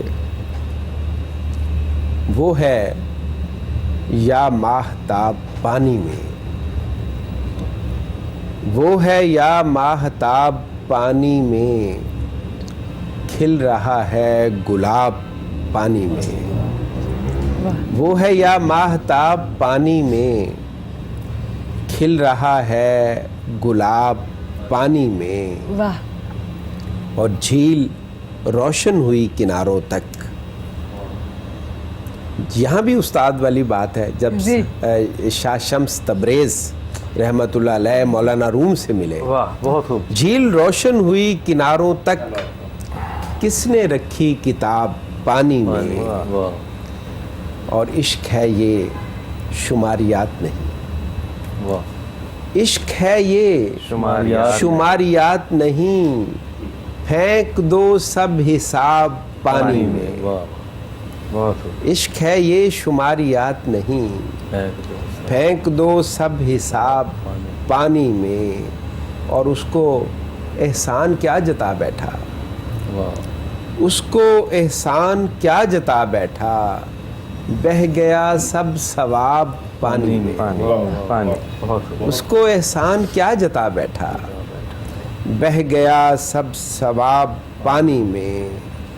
और जाने किसने चुरा लिए अय्यूब, जाने किसने चुरा लिए अय्यूब, मैंने रखे थे ख्वाब पानी में। वाह, very nice, very nice sir. Sir मुशायरे की अगर बात करें तो जो नए शायर हैं वो ग्लैमर की तरफ भागते हैं मुशायरे की, आपने थोड़ा सा बताया भी। तो एक सवाल मैं ये करना चाहूँगी, क्या मुशायरे से शायरी को नुकसान हुआ या फ़ायदा हुआ? जी, मुशायरे से शायरी को कभी नुकसान नहीं होता। ठीक है क्योंकि ये देखिए, ये एक अमल ऐसा है जी, मुशायरे का या शेर कहने का, जो ज़मीन को ज़रखेज़ रखता है। ठीक है, वाह। बहुत से शायर हर सदी में, इस सदी में भी, पिछली सदियों में भी, जी, उनका काम सिर्फ ये था कि उन्होंने शायरी की ज़मीन को ज़रखेज़ रखना था, उसमें हल चलाना था, उसको बंजर नहीं होने देना था। बड़ा शायर कब पैदा होता है ये किसी को पता नहीं होता कि 17वीं सदी में, 18वीं सदी में मीर हुआ, 19वीं में गालिब, 20वीं में इकबाल। तो बड़े शायर के इंतज़ार में जो बाकी शायर होते हैं वो उस ज़मीन को ज़रखेज़ रखते हैं। वाह, तो ये जो मुशायरा है ये भी ऐसी ही कोशिश है कि उस ज़मीन को ज़रखेज़ रखा जाए, और ये अच्छा होता है। ये अच्छा होता है। लेकिन जो मुशायरे की रिवायत है वो जिस तरह से, देखिए एक ज़माना था कि मुशायरा होता था और इतने लोग सुनने के लिए आते थे जो शायर नहीं होते थे लेकिन शायरी से शगफ रखते थे। आज मुशायरा क्या होता है, चंद शायर बैठकर आपस में मुशायरा कर रहे होते हैं। भाई आप किसको सुना रहे हैं, सुनने वाला तो है ही नहीं, सामे तो मौजूद ही नहीं है। क्यों नहीं है? उसका भी यही सबब है कि उसमें ऐसे शायर सुना रहे होते हैं जिनको सुनना बड़ा मुश्किल होता है। आप यकीन जानिए, मुझे तो बैठना पड़ता है सदारत या मेहमान खुसूसी, और मैं किस तरह जो है वो घड़ी गुजारता हूँ क्योंकि सुनना पड़ता है। अच्छा, वो जितने होते हैं ना जिनको अभी पता नहीं होता शायरी क्या है, वो सुना के निकल जाते हैं। अब आखिर में जब बारी आती है ना अच्छे शायरों की, जिनको सुनने को दिल चाहता है, जिनसे एक तबादला ख्याल होता है, उनकी जब बारी आती है तो नकीब महफिल कहते हैं कि वक्त बहुत कम रह गया है, अब 4-4 शेर सुनाए, 5-5 शेर सुनाए कि भाई जिनको रोकना था उनको तो आपने आज़ादी दे दी, और जिनको नहीं रोकना उनको आप कह रहे हैं कि जी अब वक्त ख़त्म हो रहा है। सो मुशायरे की रिवायत ने ये जो उसमें तब्दीली आई है कि हमने उसको मैनेज नहीं किया, उसको उस तरह से लोगों तक पहुंचाया नहीं, लोगों को उस तरफ राग़िब नहीं किया, और शुरू हुए हैं मुशायरे पे और वक्त का कोई ख्याल नहीं रखा, ये भी एक फैक्टर है। तो इसने नुकसान पहुंचाया।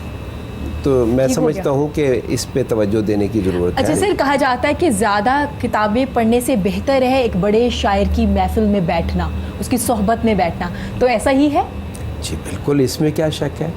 कोर्स तो लफ्ज़ ही सिखाते हैं, आदमी आदमी बनाते हैं। आदमी आदमी बता रहे। तो ये बनाने का जो अमल है वो तो बड़े लोगों से होता है ना, वरना किताबें पढ़ने से तो लोगों का तलफ़ुज़ भी ठीक नहीं होता। लोग हमारे जो पढ़ने वाले हैं जी। वो एमफिल तक आ जाते हैं बिल्कुल और ऐसा ही लफ्ज़ है। गलत बोल रहे होते हैं, उनको बताना पड़ता है भाई ये गलत है, गलत नहीं है, ये अवध है, ऊद नहीं है। वो नहीं है। किताब आप से यकीन ज़्यादा जाने साहिब लखनऊ की किताब रियासत को मैं- लोग ऊद बोल रहे होते हैं अवध की बजाय। इस तरह के एक लफ्ज़ नहीं है, बेशुमार लफ्ज़ हैं जो वो आके बोलते हैं और उनको फिर बताते हैं कि भाई ये लफ्ज़ ऐसे नहीं है, ये लफ्ज़ ऐसे है। बड़े लोगों की देखिए- सोहबत से आप ज़्यादा सीखते देखिए हैं। मैं आपके प्रोग्राम के वसातत से एक बात कहना चाहता हूँ, अपनी ज़बान से प्यार करें। बिल्कुल। आप गोरे को देखें, उसे इंग्लिश बोलते हुए देखें। मैं तो बड़े शौक़ से उनकी तकरीरें सुनता हूँ, खा वो अच्छा। टोनी ब्लेयर की हो, ओबामा की हो या इवन ट्रंप की हो। अच्छा। आप यकीन जानिए, जब आप उनको बोलते हुए देखें, एक एक लफ्ज़ वो इंतहाई खूबसूरती से अदा करते हैं। ज़रूर। कभी ऐसा नहीं हुआ कि आ ए ओ या तलफ़ुज़ गलत हो, या तलफ़ुज़ गलत हो। जी। हम अपनी ज़बान के साथ क्या करते हैं, हमारा तलफ़ुज़ ही ठीक नहीं होता। हम ज़बान को एक गैर ज़रूरी चीज़ समझते हैं। वो तरक्की याफ्ता मुल्क होने के बावजूद अपनी ज़बान से मोहब्बत करते हैं और हम अपनी ज़बान को सेकेंडरी चीज़ समझते हैं, गैर ज़रूरी समझते हैं, उस पर तवज्जो ही नहीं देते, उसे सीखने की कोशिश ही नहीं करते। हालांकि अगर कोई भी हमारा बोलने वाला जो है, खा वो सियासी सतह का आदमी है, अगर वो एक दफ़ा किसी ज़बानदान के साथ बैठकर जी। वो अपनी तकरीर को एक बार पढ़ ले या सुन ले तो कितनी ही अगलात दुरुस्त हो जाती हैं। उससे फ़ायदा क्या होता है इरम? उससे फ़ायदा ये होता है कि पूरी दुनिया में आपकी ज़बान का इमेज जाता है। वाह, बिल्कुल ऐसे पूरी ही। दुनिया सुन रही होती है, वो कहती है इतना खूबसूरत ज़बान है। अब चाइनीज़ हमारे दोस्त आते हैं ना, बिल्कुल। वो कहते हैं इतनी मीठी ज़बान उर्दू है, हमने ऐसी मीठी ज़बान नहीं देखी। बेशक। वाह। तो भाई जब तक आप दुरुस्त लहजे में नहीं बोलेंगे, दुरुस्त तलफ़ुज़ में नहीं बोलेंगे, तो कैसे आप उस ज़बान की जो खूबसूरती है उसको यहाँ कर सकेंगे। और आखिरी एक छोटी सी बात जी सर। कामरान साहब से जोड़ते हुए कि इकबाल ने कहा था ना, इकबाल बड़ा उपदेशक है, मन बातों से मुँह लेता है, वाह गुफ्तार का गाजी बन तो गया, किरदार का गाजी बन न सका। वाह। तो जो इंसान है उसे ऐसे पेड़ की तरह होना चाहिए जिसे फूल भी लगें और फल भी लगें। वाह। फूल उसकी गुफ्तगू है और फल उसका अमल है।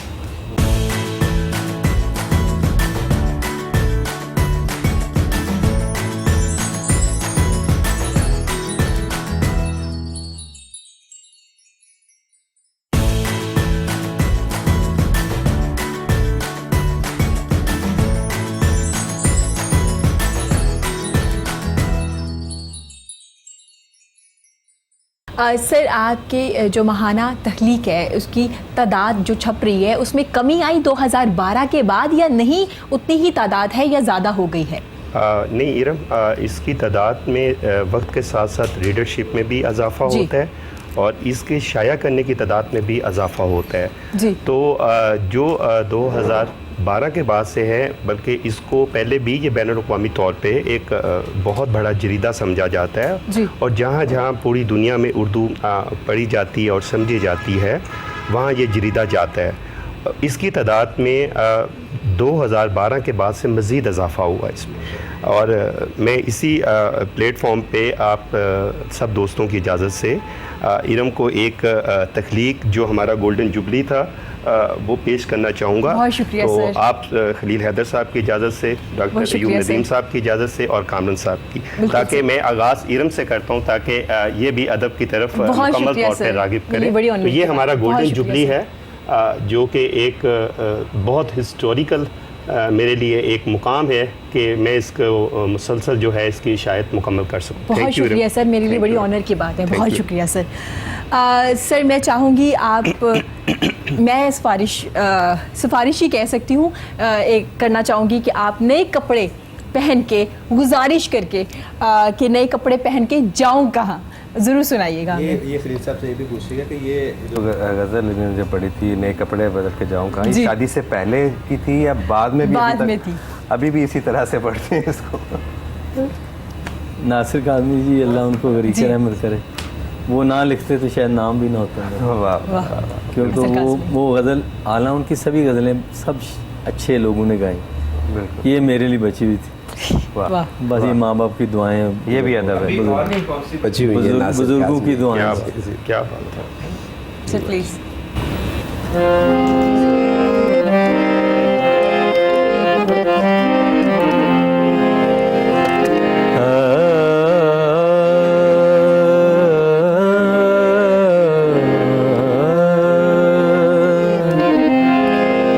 नासिर क्या कहता फिरता है, कुछ न सुनो तो बेहतर है।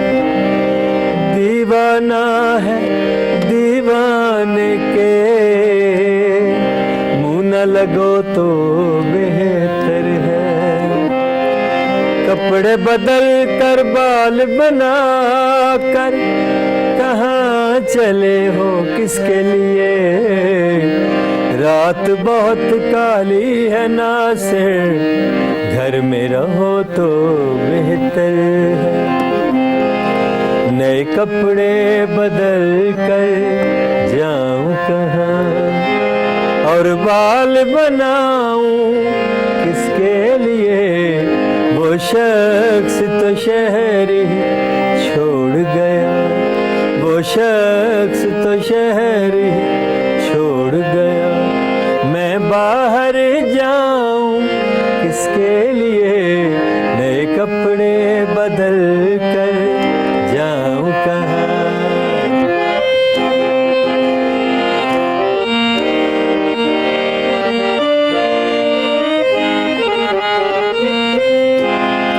जिस धूप की दिल में ठंडक थी, वो धूप उसी के साथ गई। जिस धूप की दिल में ठंडक थी, वो धूप उसी के साथ गई। इन जलती बलती गलियों में, इन जलती बलती गलियों में अब खाक उड़ाऊं किसके लिए? वो शख्स तो शहर ही छोड़ गया। मैं बाहर जाऊं किसके लिए? नए कपड़े बदल कर जाऊं कहाँ?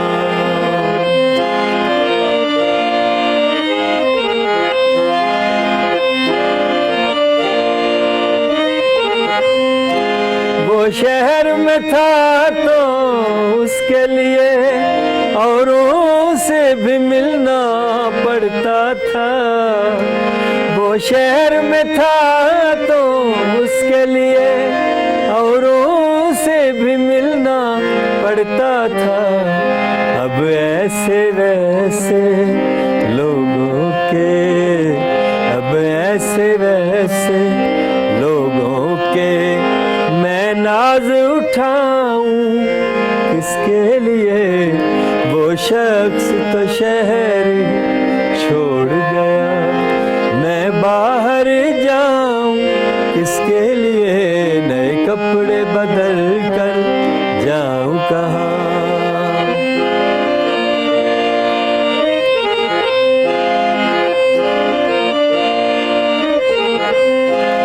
अब शहर में उसका बदल ही नहीं, कोई वैसा जाने गजल ही नहीं। अब शहर में उसका बदल ही नहीं, कोई वैसा जाने गजल ही नहीं। हैवान गजल में लफ्जों के गुलदान सजाऊं किसके लिए? वो शख्स तो शहर छोड़ गया। मैं बाहर जाऊं किसके लिए? नए कपड़े बदल कर जाऊं कहाँ? मुद्दत से कोई आया न गया, सुनसान पड़ी है घर की फजा, मुद्दत से कोई आया न गया, सुनसान पड़ी है घर की फजा, इन खाली कमरों में नासिर, इन खाली कमरों में नासिर, अब शम्मा जलाऊं किसके लिए, वो शख्स तो शहर ही छोड़ गया, मैं बाहर जाऊं किसके लिए, नए कपड़े बदल कर जाऊं कहाँ, जाऊं कहाँ, जाऊं कहाँ। ये गज़ल आपके लिए एक वजह शोहरत बनी 90। सर आपकी फेवरेट गज़ल कौन सी है? आपने इतने शायर को गाया, ये मुश्किल है, ये मुश्किल है। सारे पसंद है बच्चे आपको? सारे अच्छे लगते हैं। यही सवाल सर आपसे करना चाहूँगी। आपकी 5 किताबें हैं, उनमें से आपकी फेवरेट दिल के करीब कौन सी किताब? सर सेम जवाब नहीं देना, आपने बताना है। मैं समझता हूँ कि मेरी जो 2 किताबें हैं वो ख़ास तौर से बहुत अहम है। वैसे तो सारी अहम होती हैं। बिल्कुल। एक जो अभी मेरा मजमूआ गज़ल आया है, रात ढलती नहीं, ये एक ऐसा फ्लेवर है इस गज़ल में, जी एक ऐसी जिद्दत है, एक ऐसी नुदरत है कुदरत ने जो दी है, जी वो मेरे पहले मजमूए की चंद गज़लों में तो है लेकिन सब में नहीं है। इसमें अक्सरियत में ऐसी गज़लें हैं जिनमें वो फ्लेवर मौजूद है। वाह। और इसमें कई नई चीज़ें ऐसी मैंने दी हैं, ऐसी तशबीहात, ऐसे इस्तारे, ऐसे इमेजेस बनाए हैं जो इंशाअल्लाह आने वाले वक्त में उसको मज़ीद समझा जाएगा। चांद अयूब यूं खला में है, वाह। ये तशबीह आपने पहले नहीं देखी होगी। चांद अयूब यूं खला में है, जैसे बच्चा हो माँ की बाहों में। वाह उर्दू शायरी में ये तशबीह नहीं है। वाह। इस तरह की कई तशबीहात हैं जी जो, और कई ऐसे इस्तारे हैं जो मैंने पहली दफ़ा इसमें लाया हूँ। और दूसरी हुए हम कलाम। हुए हम कलाम मेरी एक ऐसी किताब है जो अब तक कोई 12,000 फ़रोख्त हो चुकी है। वाह। ये अदबी मशाहीर के मकालमात पर मुश्तमिल है, उनसे जो मैंने गुफ्तगू की और कई नशिस्तों में की। जी तो वो मैंने फिर किए तो बहुत, कोई 40-50, फिर मैंने उसमें इंतखाब किया। इंतखाब बहुत ज़रूरी है। तो 21 शख्सियात का मैंने इंतखाब करके ये किताबी सूरत में शाये की। और ये किताब जो है ये बस 2009 में छपी थी और छपती ही जा रही है। जी तो मुझे पब्लिशर ने कहा कि आप इसमें ना कुछ और इंटरव्यू डाल दें। मैंने कहा नहीं, इसकी शक्ल ख़राब हो जाएगी। वो अलग किताब बन सकती है, जो एक दफ़ा बन गई है इसे मैं इसी तरह बरकरार रखना चाहता हूँ। तो वो एक रिसर्च बेस्ड किताब है, एक ऐसी किताब है जिससे आप उनके नज़रियात को, उनके ख़यालात को समझ सकते हैं। और अहम बात यह है कि अब वो शख्सियात भी हम में मौजूद नहीं है जिनके इंटरव्यूज़ इस तिजोरी में बंद है। ज़बरदस्त ज़बरदस्त। सर ने शायरी सुनाई, उन्होंने अपनी गज़लें सुनाई, तो आपने भी लिखा, काफ़ी कोटेशन आपकी फ़ेमस हुई, तो आप भी बताइएगा, कुछ सुनाइएगा हमें अपनी कोटेशन। कोटेशंस तो पहले भी सुनाता रहा हूँ आपको, पहले भी बात हुई यहाँ पर। अभी कुछ चीज़ें ऐसी मेरी नज़र से गुज़री, कुछ वाक़यात ऐसे गुज़रे, कुछ तजर्बात ऐसे गुज़रे इरम, कि मैं एक कॉलम लिख रहा था तो वो मुझसे मुकम्मल नहीं हो रहा था, फ्रूट का बाइकाट। अच्छा। मैंने उनको कहते सुना कि जिनके दोनों हाथों में भरे हुए शॉपर्स होते थे कि यार फल महंगा हो गया और मैं तो बस कहता हूँ कि फ्रूट का बाइकाट कर दिया जाए। तो मेरे साथ एक वाक़या पेश आया छोटा सा, मैं उसको अब तहरीर में ला रहा था तो मुकम्मल नहीं हो रहा था क्योंकि जज्बाती हो गया था जी। वो ये था कि मेरे आगे के मैं फ्रूट ख़रीद रहा था तो मियाँ बीवी चल रहे थे, साइकिल पर थे, साइकिल थी उनके पास, तो बेगम जो साल तरी, तो वो रेट पूछ रहे थे फल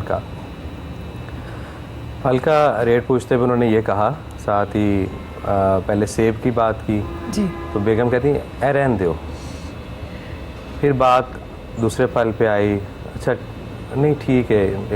अब वो क्या था, वो फल के जब उसने तोलना शुरू किया जी। उसने वो क्वांटिटी देखी और फिर बच्चों के अपने देखा कितने बच्चे हैं तो ये पूरे आएंगे कि नहीं आएंगे। जी अब यकीन करें कि बात कहाँ ख़त्म हुई, क्योंकि तवील है, ये मेरे कॉलम में है, ये चीज़ तहरीर में है। बात यहाँ ख़त्म हुई कि रहन दो, ऐद की फ़ीस भी थे 2 महीने की जमा करानी है। तो फ्रूट का बाइकाट तो ये होता है, ये होता है फ्रूट का बाइकाट। कि फ्रूट का बाइकाट आप कैसे कर सकते हैं? आप तो फल ख़रीद के ला रहे हैं और आप हुकूमत को बुरा कह रहे हैं, आप फल फरोश को बुरा कह रहे हैं, आप डॉलर को बुरा कह रहे हैं, ये वो बातें करते हैं। तो आप कहते हैं कि मैं फल नहीं ख़रीदूँगा, दोनों भरे हुए आपके हाथ में शॉपर्स मौजूद हैं, बिल्कुल ऐसे पहले ही। मौजूद हैं। मैंने जितना भी लिखा, मैं एक्सपीरियंस पे अपने बात करता हूँ, तो मुझे मेरा कलम रुक गया वहाँ पर कि मैं अब इसके आगे क्या लिखूँ। कि मुझे बताएं कि बाइकाट तो इसको कहते हैं ना, जब उसने कहा कि फल ख़रीदते हैं और बात कहाँ ख़त्म होती है ख़रीदो फ़रोख्त की, कि रहने दें इस दफ़ा 2 महीने की फ़ीस देनी है, तो फल नहीं ख़रीदा गया। तो ये मेरी तहरीर का हिस्सा था जो मैं ज़िक्र का आपसे कर दिया। ये चीज़ें हैं इरम के, अब सीखने वालों के लिए ये इसमें मेरा कमाल नहीं, मेरे साज़ा का कमाल है कि हम पहले ऐसे दिल अपने अंदर ऐसे एहसास पैदा करें। आप देखें, मैंने अगर अयूब साहब को देखा है, मैं जी। उनकी तहरीर की कापी ना करूँ। मैंने अगर वासिफ़ अली वासिफ़ को पढ़ा है, मैं उनकी तहरीर की कापी ना करूँ। अशफाक अहमद की तहरीर की कापी ना करूँ, मैं उनकी शख्सियत की कापी करूँ। मैं देखूँ वो उठते कैसे, बैठते कैसे, उनका इखलाक क्या था, वो मुत्तकी परहेज़गार लोग हैं। वाह अगर मैं वैसा हो जाऊंगा, अब जब मैं लिखूंगा तो देखें मैं कितना खूबसूरत लिखूंगा। हम करते हैं कि हम लफ्ज़ों की कॉपी करते हैं, हम किरदार की कॉपी नहीं करते। जब किरदार की कॉपी करूंगा, मैं चाहूँगा कि मेरा किरदार भी अयूब साहब जैसा हो जाए, मेरा किरदार वासिफ़ अली वासिफ़ जैसा हो जाए, अशफाक अहमद जैसा मेरा किरदार हो।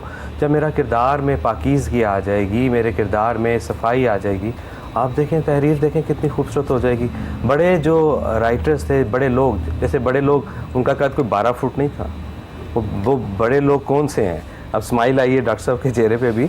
बड़े लोग कौन होते हैं? बड़े लोग जिनके किरदार बुलंद होते हैं, जी। उनके साए छोटे होते हैं। जी। आप देखें तो उनके किरदार के जो आप देखें हाइट वो कितनी ज़्यादा होती है। ये चीज़ जो है मेन चीज़ इसमें हमारी रिक्वायरमेंट होती है। बिल्कुल, यही बहुत- बस मैं अर्ज़ करना चाहूँगा। बहुत मेरा शुक्रिया बयान। सर आपकी कीमती वक्त का। सर आपका बहुत शुक्रिया। प्रोग्राम के इख्तिताम पे हम आपकी गज़ल भी सुनेंगे। सर आपका बहुत ज़्यादा शुक्रिया, आपने अपना कीमती वक्त दिया। सर आपका बहुत शुक्रिया।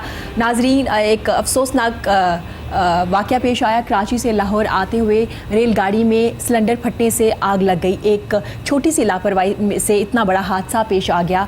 नाजरीन, रेस्क्यू किया जा रहा है और आप सबसे यही दरख्वास्त है कि एहतियात कीजिए। छोटी सी लापरवाही से इतना बड़ा हादसा पेश आ गया। इसी के साथ इजाज़त दीजिए। खुश रहिए। अपना और अपने प्यारों का बहुत ज़्यादा